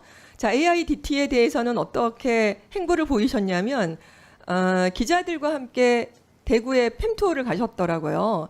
그리고 현장 교원 차담회, 예비 교원 차담회도 하시고 실제로 광주와 서울도 가셨습니다. 이렇게 AIDT에 대해서는 굉장히 많은 에너지와 시간을 쏟으세요. 근데 그거에 대비해서는 올해 예산도 사전 조사하는 본조사하는 비용도 빼지 않으시고 이렇게 뭐 한 번 정도 간담회 한 게 다라는 말입니다. 이거 어떻게 도대체 설명할 수 있겠습니까? 뭐 저 말씀하신 그 AIDT는 워낙 뭐 큰 변화라서 또 현장의 소통이 정말 필요해서 좀 주력을 한 거고요. 그렇지만 마찬가지로 저는 영유아의 사교육 문제도 정말 심각하다고 근데 도대체 생각합니다. 말만 그렇게 하지 마시고 아닙니다. 그래서 본조사도 사실- 하지 않으시고 결과도 보게 하지 않았는데 제가 2월달에 겨우 그걸 현난질이 하니까 이제서야 보고 하신 거잖아요. 네, 그 도대체 노력한 게 뭐 있으십니까? 한 번 정도 간담회하고 여기 AIDT 한번 하신 거 보세요. 팸투어까지 가시면서 기자들 끌고 가신 거 아니에요. 자, 그 다음 슬라이드 보여주세요. 자, 그러니 국민 1000명의 고발단을 만든 것입니다. 7세 고시를 하는 것이 아동학대라고 하면서 인권위에 제소를 했어요. 여기 쪽 아이 있습니다. 요 아동이 실제로 이거 인권위에 제소한 그 아동입니다. 학부모가 같이 나와 있고요. 이렇게 기자회견을 하고 있습니다. 자, 그 다음 슬라이드. 자, 이것도 보시면 그래서 장관님 이렇게 연구를 하긴 하셨죠. 네. 자, 2023년도 하반기에 보니까 영유아 사교육 및 영어학원 부작용에 관한 정책 연구를 하긴 하셨던데 그래서 그 다음 슬라이드 보세요. 그렇지만 이 장관님 입장이 이제 제가 어떤지를 모르겠는데 자, 근데 이제 연구 결과를 보니까 자기주도성 떨어진다. 그리고 정서 심리적으로 이런 비난, 공격성, 불안, 좌절 수준이 높게 나타났다. 그리고 가지수, 사교육의 가지수가 많을수록 스트레스가 많다라고 하는 상관관계가 나왔어요. 자, 근데 그 다음 슬라이드 보시죠. 부모들이 보면 이렇게 자녀들하고 같이 지낼 시간이 없을 뿐만 아니라 맨 마지막에 보시는 것도 좀 가슴이 별로 마음이 좋지 않습니다. 사교육비를 부담하다 보니 식비나 의료비가 줄었다는 거예요. 기본 생활비까지 줄었습니다. 가처분 소득이 굉장히 줄어들고 있어요. 그 다음 슬라이드 보여주세요. 자, 이거는 뭐 제가 여러 번 말씀드렸고 추정 60분의 7세 고시에 대한 누구를 위한 시험인가? 새끼 학원까지 있어서 레벨 테스트를 거쳐서 7세 고시반에 겨우 들어간다는 거 아닙니까? 자, 이제 제가 드리고 싶은 말씀이 이제 지금부터인데요. 그래서 사교육을 시작하는 시점이 이렇게 저연령화되고 있고 강도도 굉장히 높아지고 있어요. 자, 그 다음 슬라이드도 한번 보여주세요. 이제 이거 보시면서 보면 강도도 높아지고 있고 그래서 실태조사 결과를 이제 그 국회나 시민사회가 이제 요구하니까 이제 그것도 보고하셨는데 영어 유아 학원을 한번 보시면 144개 학원에서 레벨 테스트를 거치고 있다는 것이에요. 그래서 이거는 사실 실태조사 하실 수 있을 것 같습니다. 영어 유아 학원의 실태조사를 그거는 전체 유아 사교육과 그 비용이 없다더라도 이거는 유아 대상의 영어 학원은 실태조사를 해주시기를 바랍니다. 약속하실 수 있으시겠어요? 네, 우리 존경하는 강경수 의원님 뭐 말씀하신 취지에 전적으로 공감합니다. 사실 그래서 그 올해 우리 시도교육청과 협력해서 전수조사도 반드시 실시하고요. 그래 주세요. 예, 또 의원님 의견을 주신 그 법적인 규제 마련에 대해서도 충분히 공감을 정리하겠습니다. 합니다. 네. 네, 어떤 일이든지 대책을 수립하려면 진단이 아주 명확해야겠습니다. 진단을 하기 위해서 사교육비를 조사하는 것은 아주 선행해야 되는 조건이고요. 교육정책 수립을 하는데 너무 필수적이고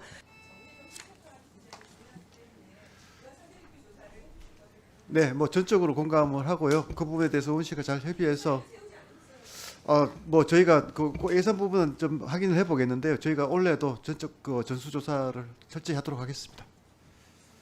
네, 강영수 의원님 수고 많으셨고요. 다음은 고민정 의원님 기대해 주십시오.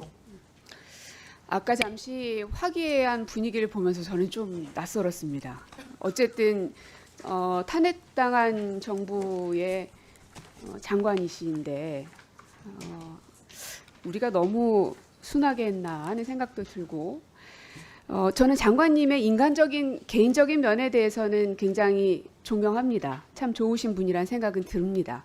그러나 우리가 사적으로 만나는 자리는 아니니까요. 장관님으로서는 어찌됐든 대통령이 요구하는 무리한 요구에 대해서 방어하지 못하셨던 책임이 있으시다는 겁니다. 그게 아까 진선미 의원님이 지적하셨던 의대 정원 문제와 관련된 것들이죠. 그렇고 그렇다면 대통령이 무리하게 뭔가를 요구를 했는데 막지 못했다. 그러면 그 맡겨진 사업에 대해서 수습은 됐느냐? 수습도 안 됐습니다. AIDT 제가 얘기하자면 1시간은 걸릴 것 같아서 지금 현장에서는 혼란이 보통이 아닙니다. 뿐만 아니라 늘봄 아까 잘했다고 말씀하셨는데 어제 학부모 단체가 저를 찾아왔는데요. 그분들의 첫 번째 요구 사항이 늘봄에 대한 문제 좀 해결해 달라는 거였습니다. 초등학생 엄마들이었거든요. 이게 왜 이렇게 다릅니까? 그리고 기초학력 안전망 대통령이 열심히 하겠다고 발언까지 했었는데 보니까 예산이 그냥 폭삭 다 주저앉았어요. 착잡한 마음으로 좀 질의를 드릴 텐데 제가 오늘 드리고 싶은 이야기는 학교 급식 인력 관련된 겁니다. 아마 그 보고는 좀 받으셨을 것 같아요. 대전에 있는 한 중학교와 고등학교에서 학교 급식 제공이 중단된 사태가 지금 벌어지고 있고 거기 계신 이제 노동자들은 병가를 내면서 준법 투쟁에 들어가 있는 상태입니다. 알고 계시죠? 네, 알고 있습니다. 뭐 이런 것들이 불법은 아니죠? 네. 네. 그러니까 본인들의 요구 사항들을 쭉 얘기를 했는데 그게 협상이 지금 잘 안 되고 있는 상황으로 지금 치닫고 있는 건데 그분들의 요구 사항이 뭐냐 하고 내가 봤어요. 봤더니 튀김류를 주 2회 초과하지 않게 해달라. 그리고 그 복잡한 데코레이션 이런 거 좀 안 하게 해달라. 이런 거예요. 뭐 이런 정도는 그래도 학교가 좀 해줄 수 있지 뭐 굳이 데코레이션이 필요한가 하는 생각은 들어요. 그런데 해산물 식재료 같은 거는 좀 잘라져 있고 손질이 되어 있는 걸로 해달라. 그 다음에 여러 가지 당면이나 어묵 같은 식재료들도 소분을 좀 된 걸로 달라. 뭐 양파나 계란 이런 것들도 이미 손질이 돼 있는 것으로 달라. 뭐 이런 요구 사항들입니다. 근데 이걸 보면서 초등학교, 중학교 엄마인 제 입장에서는 우리 애가 집에서보다 학교에서 더 좋은 음식을 먹는다는 우스갯소리를 저희 부모님들이 많이 하거든요. 우리 애가 기왕이면 신선한 달걀을 이제 막 깬 걸로 먹었으면 좋겠고 양파든 오징어든 이것도 온전하게 싱싱하게 온 것을 그 자리에서 바로 손질을 해서 해줬으면 좋겠다는 마음은 엄마로서는 듭니다. 근데 그러려면 이분들이 과연 그만큼의 환경과 상황이 되는가를 한번 살펴보자는 거예요. 제가 4명 식사를 하루 차리는데요. 반찬 2개에다가 찌개든 국이든 뭐 하나 하면 아무리 빨리 제가 손이 좀 빠른 편인데도 아무리 빨리 해도 1시간입니다. 하고 나면 허리가 너무 아파서 밥을 같이 못 먹어요. 결국 이제 애들하고 남편만 먼저 먹게 하고 저는 쉬었다가 먹곤 하거든요. 그런 정도인데 이분들이 도대체 얼마나 많은 양들을 하는가 해서 봤더니요. 얼마 정도 될 거라 보세요?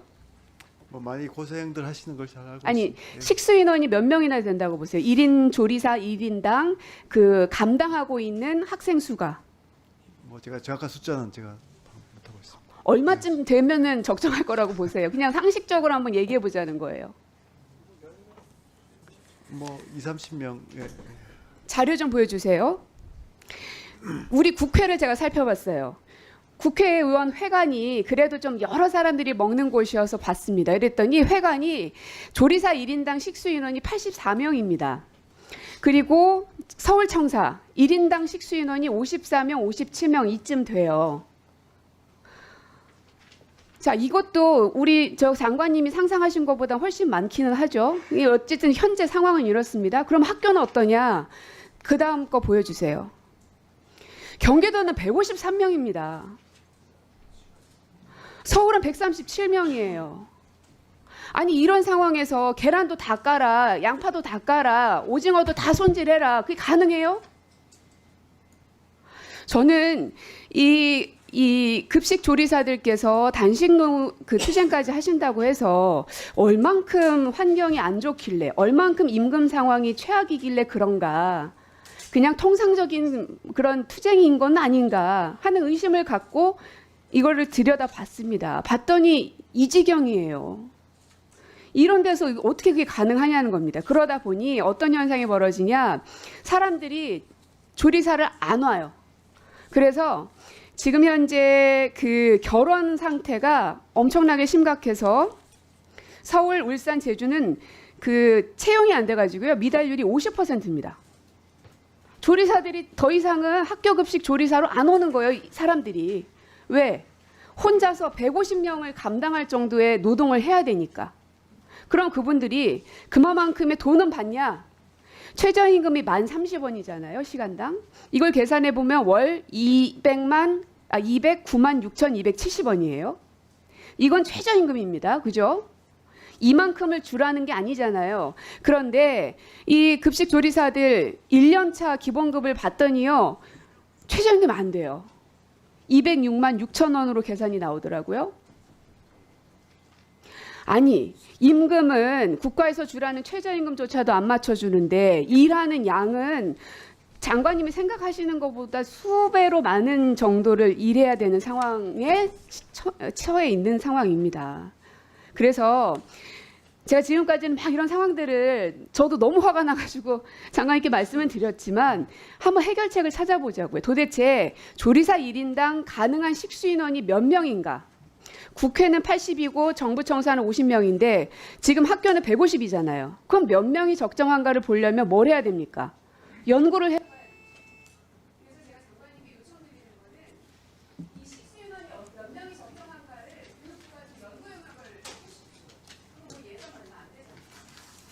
다들 끄덕끄덕 하시면 예, 뭐 좋은 제안입니다. 그 바로 좀 연구에 착수하도록 하겠습니다. 그리고 그 앞에서 우리 저 정승구 의원님께서도 그 같은 문제에 대해서 또 말씀을 주셨고 하기 때문에 두 분 의원님과 좀 잘 상의해서 또 고민정 의원님께서 아주 상세하게 그 이렇게 제안을 해주셨기 때문에 교육부가 바로 좀 연구도 착수하고 그 해법에 대해서도 좀 같이 의논드리도록 하겠습니다. 감사합니다.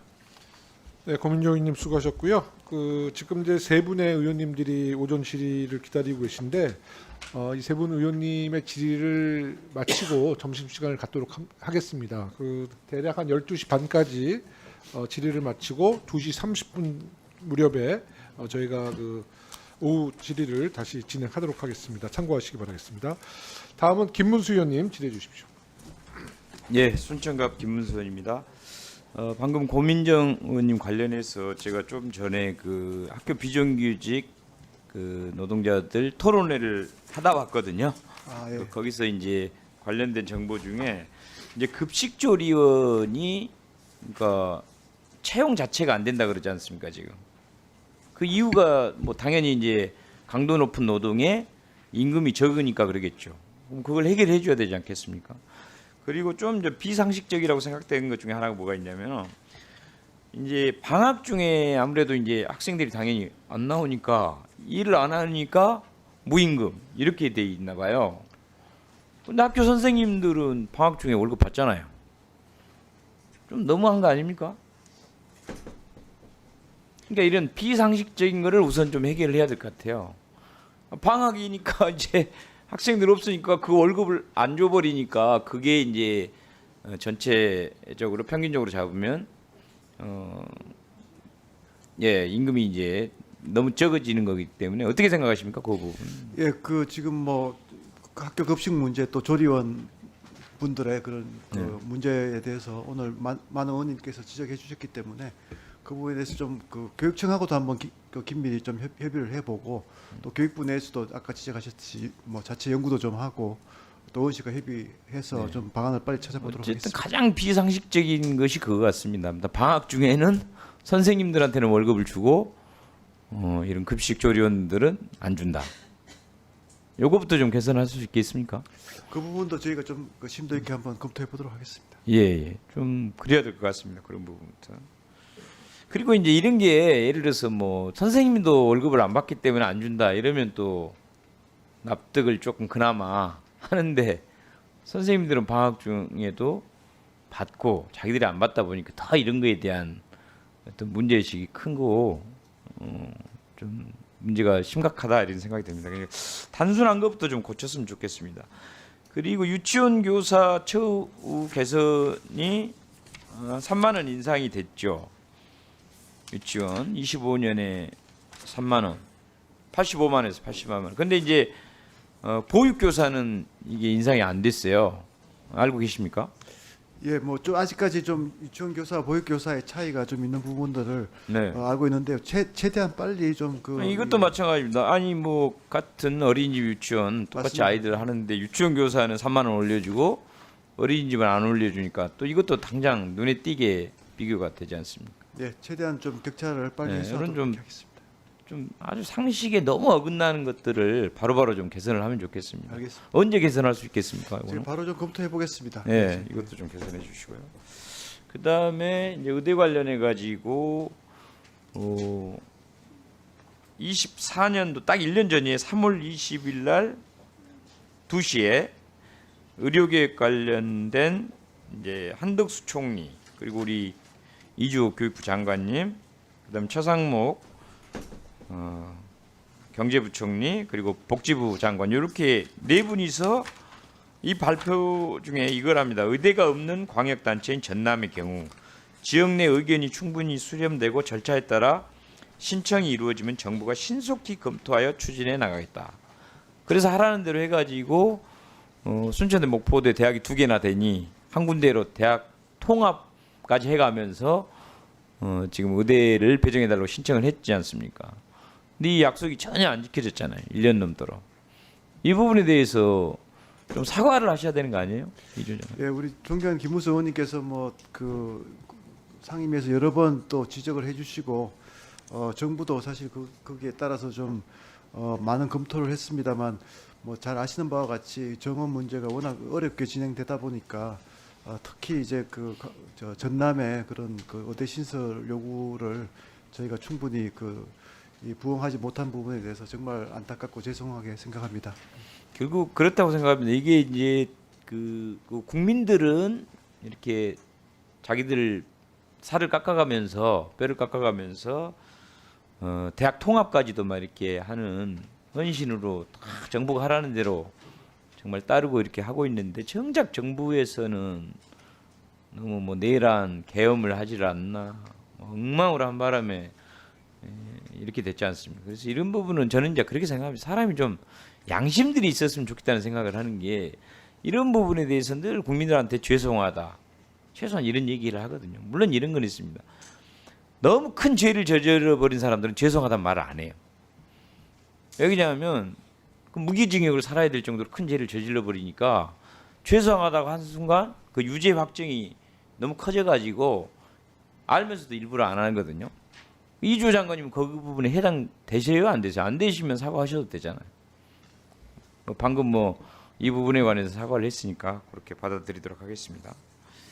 그리고 지금 대학생들 수업 참여율이 너무 낮게 돼 있고 지금 25%로 4월 16일 기준으로 알고 있거든요. 지금 최근은 어떻게 됩니까? 그러면? 저희가 뭐 앞에서 말씀드렸지만 최근에 좀 그 분위기의 변화가 좀 많이 있다고 합니다. 그래서 담당국에서 희망을 가지고 있는데요. 여전히 이제 숫자로 보면 아직 좀 큰 이제 변화는 없어서. 아니 그냥 단답형으로 4월 16일이 25.9%였거든요. 수업 참여율. 지금 뭐 어제나 그제 정도 기준. 큰 차이가 없는 걸로 저희가 지금. 그럼 그 뒤로 이제 진전이 없는 거네요. 근데 이제 거의 저희가 뭐 그 학생들과 대화도 하고 하면서 좀 뭐 이렇게 대화방에서 그 의견들이 좀 그 기류가 바뀐다든지 또 그 학생들과 면담하고 있는 그 의대 학장님들의 의견들을 들어보면 좀 변화의 그 조짐이 충분히 있다. 그래서 좀 희망을 가지고 한번 계속 설득하자 하는 그런 지금 노력을 하고 있습니다. 네, 좀 그런 면에서 좀 답답한 면이 있는 것 같습니다. 탄핵 선고 관련해 가지고 교육부에서 공직선거법 등 법령을 위반하지 않도록 관리해야 된다는 지침을 보낸 적 있죠. 탄핵 선고에 대해서요? 네, 선고 그때 당시 생중계할 때 선거법 등 법령을 위반하지 않도록 해라라는 걸 보낸 적이 있어요. 그 계기 수업 말씀하시는 거군요. 네.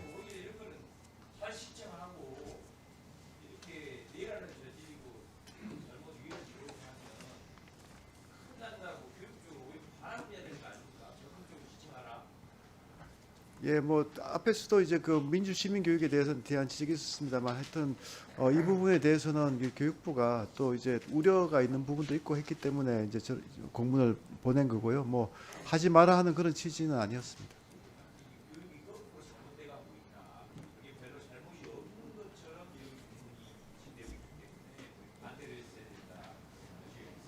네, 네, 김문수 의원님, 네, 수고하셨고요. 다음은 조정훈 간사님 질의해 주십시오. 예, 조정훈입니다. 교육부 장관님과 그 관계자 여러분들 그동안 고생 많으셨고요. 뭐 여러 가지 뭐 생각은 많지만 뭐 여러 가지로 고생 많으셨다는 말씀은 이제 국민의힘 간사로서 드립니다. 뭐 소회 같은 건 좀 나중에 얘기하고요. 오늘 현안 질의니까 제가 꼭 좀 이어가고 싶은 것이 이 입시 비리 그리고 교육에 있어서의 카르텔의 문제입니다. 이번 주에 조민 씨가 이제 항소심에서도 벌금 1,000만 원을 받았습니다. 알고 계시죠? 네. 뭐 확정이 되리라고 저는 생각합니다. 그 아빠 조국 전 장관은 이 입시를 비리를 도왔다는 명목으로 의원직 박탈됐고 지금 감옥에 있습니다. 알고 계시죠? 네. 우리 야당 의원님께서 양심 얘기를 하셨는데 진보 정당, 좌파 정당이라는 사람들이 지 딸을 위해서는 못할 짓이 없다. 이 또한 양심의 털이 났다라는 생각을 해서 저는 이 문제에 대해서는 정말 끝까지 한번 봐야겠다. 지난 국정감사 때 제가 2018년부터 22년 문재인 정부 시절에 이 교원들과 사교육 업체 간의 이 소위 사교육 카르텔 문제가 감사원에 적발돼서 이거에 대해서 어떻게 이 관련된 사람들을 처벌하고 그다음에 제도 개선을 할지에 대해서 강하게 질의를 한 적이 있습니다. 기억하시죠? 네, 압니다. 지금 어떻게 되고 있습니까? 그 처리가? 뭐 지금 감사원에서 직접 이제 뭐 징계를 한 경우도 있고요. 또 교육부가 후속으로 이렇게 지금 심의를 하고 있는 경우도 있는데 의원님 말씀대로 이건 철저히 좀 하겠다 하는 그런 각오를 가지고 있습니다. 예, 저는 우리 대한민국 시스템 중에서 정말 최후의 보루, 최후의 보루, 최후의 보루를 하나를 뽑으면 어떻게 보면 입시의 공정성이 아닌가 싶습니다. 이번 사태로 많은 국민들이 이제 사법부에 대해서도 헌법재판소에 대해서도 지금 신뢰도가 여론조사에서 많이 떨어지고 있는데 이런 현상들이 입시의 신뢰도마저 떨어진다면 대한민국의 제도 과연 믿을만한가라는 근본적인 질문을 던질 정도로 위태위태한 상황이라고 생각합니다. 그리고 감사원의 결과 보고서를 제가 읽어보면서 정말 너무 어이가 없는 일들이 많았습니다. 현직 교사가 입시학원의 문제를 팔고 6억 원까지 되는 돈을 받은 사람도 있고 여기서 멈추지 않고 자기가 다니는 학교에 중간고사, 기말고사에 그 문제를 출제했습니다. 어떻게 이럴 수가 있습니까? 이런 교사들 저는 일벌백계 해야 된다고 생각하는데 지금 관련된 교사의 숫자가 감사원에 의하면 한 250명 가까이 되고 그중에 20여 명은 바로 징계를 요구하셨고 나머지 한 220명은 이제 교육부와 교육청의 손에 달려 있습니다. 어떻게 생각하십니까? 이분들에 대해서. 예, 뭐 교사라고 부를 자격이 있다고 보십니까? 사실 뭐 이 부분은 저희가 좀 교육부가 엄정하게 하겠다는 말씀을 계속 드렸고요. 사실 그 우리 아이들을 그 사교육으로 내모는 그런 사교육 카르텔만은 좀 철저하게 좀 대응하겠다는 의지를 가지고 있습니다. 그래서 의원님 지적하신 대로 교육부가 흔들리지 않고 여기에 대해서는 엄정하게 조치하도록 하겠습니다. 예, 이 문제에 대해서 제가 뭐 집요하고 앞으로도 저는 교육 상임위에 있는 한 이 문제는 6월 3일 조기 대선 결과에 관계없이 계속 끝까지 추적할 예정인데요. 어제 교육부 관계자분들이 저희 의원실에 와서 이거에 대해서 내용을 보고할 때 제가 지시한 게 이 관련된 8개 시교육청, 서울, 부산, 대구, 인천, 광주, 대전, 경기, 전북 이 교사들이 관계된 이 교육청에 언제까지 이 교사들의 징계를 마무리할지를 보고 요청했습니다. 장관님, 이게 지금 지난 5년 문재인 정부 2018, 22년 5년간 그 감사 결과가 올해 1월에 나왔죠. 네. 그럼 이제 한 3개월 흘렀습니다. 언제쯤 되면 이게 마무리될까요? 교육 행정의 속도가 어느 정도 날 수 있습니까? 저희가 뭐 지적하신 대로 좀 최대한 좀 빨리 진행하도록 그렇게 하겠습니다. 저는 혹시 이게 유야 무야가 될까 너무너무 걱정이 됩니다. 그런 일은 없도록 하겠습니다. 그리고 제가 알기로 이 교사가 자기 현직에서 내려가면 그럼 더 이상 처벌할 수 없는 거 아닙니까? 어떻습니까 법적으로? 그거 한번 따져봐야 되는데 아마 그런 만약에 사직서 내버리면 끝나는 거 아닙니까? 우리 네, 기조실장이 기조실장입니다. 예. 사직서를 내더라도요 징계 의결 요구를 지금 신속하게 지금 추진하고 있기 때문에 징계 의결 요구된 교원들은 사직서 수리가 안 됩니다. 끝까지 징계 부과금도 부과하고 철저히 엄벌하도록 하겠습니다. 그러면 245명에 대해서는 지금 스스로 멈출 수 없는 법적 조치가 완료된 겁니까? 지금 지난주에 그렇게 됐기 때문에 이번 주 중으로 그 진행 경과 다시 한번 확인해서 보고 드리도록 이번 하겠습니다. 주는 오늘로 끝납니다. 확인해서 보고 드리겠습니다. 네, 반드시 확인해 주시고요. 두 번째로 이분들이 개인적으로 수취한 금액이 수백억 원에 다른데 이거 회수할 수 있습니까, 장관님? 징계 부과금 심의 네, 의결해서 회수하도록. 이 징계 부과금 그 국가공무원법상 부과할 수 있죠. 네네 이거는 선택입니까, 아니면 해야 하는 거 의무 조항입니까? 의무조항입니다. 네. 그럼 반드시 해야 되는 거죠. 제가 파악한 바로는 5배까지 할 수 있다고 되어 있는데 이거 전원 다 징계 부과금 회수하길 바랍니다. 그렇게 하겠습니다. 이거에 대해서는 교육부가 비록 장관님은 6월 3일 이후에 안 계실 수 있어도 그 뒤에 직업 공무원인 여러분들은 계실 거 아닙니까? 이건 제가 국회 상임위 교육위에 있는 한 계속 질의할 겁니다. 그리고 엄벌에 처해 주시기 바라고, 두 번째로는 이런 일이 다시 발생하면 안 되는 거 아니겠습니까? 이런 위험을 어떻게 막느냐. 저는 현직 교사들이 학원에서 강의를 하는 거 이거는 불법이잖아요. 맞습니다. 근데 지금 이거를 파악할 수 있는 제도적 조치가 지금 굉장히 지금 미비한 것 같아요. 뭐 여러 가지로 나이스에 등록된다. 그런데 제가 학원 원장이면 좋은 교사 불러서 학원 특강하는데 나이스에 등록 안 할 것 같아요. 근데 여러 가지로 처벌 조항도 미비하고 적발할 수 있는 제도적 장치도 미비해요. 제가 여기서 다는 못하지만 저는 이런 정말 불법을 저지른 교사가 249명 뿐이라고 생각되지가 않아요. 이거는 교원에 대한 권익 보호는 우리가 꾸준히 해야 되지만 그런 일파라는 교원들은 일을 없이 해야지 오히려 교원에 대해서 권익 강화를 할 수 있는 사회적 공감 대화도 생긴다고 저는 믿습니다. 따라서 이 문제에 대해서는 제 전부 다 절대 생각하지 마시고 다가오는 국정감사 전까지 9개 시도교육청에서 얼마큼 징계 부과금을 했으며 어떤 징계를 내렸는지 정말 교육부가 책임지고 받아내 주시기 바랍니다. 네, 그렇게 하겠습니다. 네, 조정훈 간사님 수고하셨고요. 네, 문정복 간사님 질의해 주십시오. 조정훈 간사님께서 조국 장과 전 장관과 조민 얘기를 안 하셨으면 너무 좋았을 텐데, 그래서 저 그렇게 생각합니다. 저도 아이를 키우는 입장에서 예전에 그래요. 소 키우고 말 키우고 자식 키우는 사람은 남의 얘기하면 안 된다. 어디로 튈지 모르거든요. 한 말씀 드리자면 똑같은 잣대로 본다라고 하면 심우정 검찰총장의 딸이 외교부에 특혜 취업한 걸로 해서 지금 윤석열 정부가 저 고용노동부 감사원에서 감사 시작하지 않았습니까? 네, 그리고 좀 여기까지는 얘기 안 해야 되는데 귀당의 의원인 이철규 의원 그 아들 부부가 마약 사건에 연루가 돼서 지금 조사를 받고 있지 않습니까? 그러니까 저 입시 비리와 상관없이 자녀에 대한 얘기는 가급적이면 우리 교육위원회에서는 안 했으면 좋겠다라는 생각이 들어서 드리는 말씀이고요. 저 일단 PPT 띄워주시죠. 예.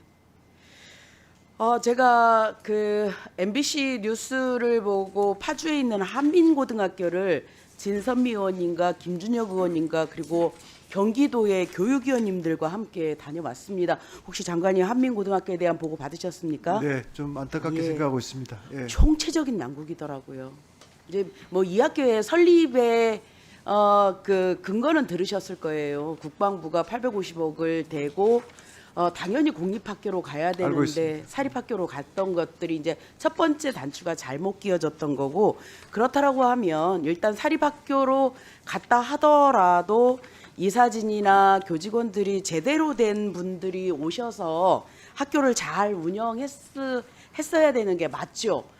이 학교가 보니까 이제 개교가 10년 정도 됐는데, 저 보시면 그 10년 동안에 밝혀진 성비만 6건입니다. 6건.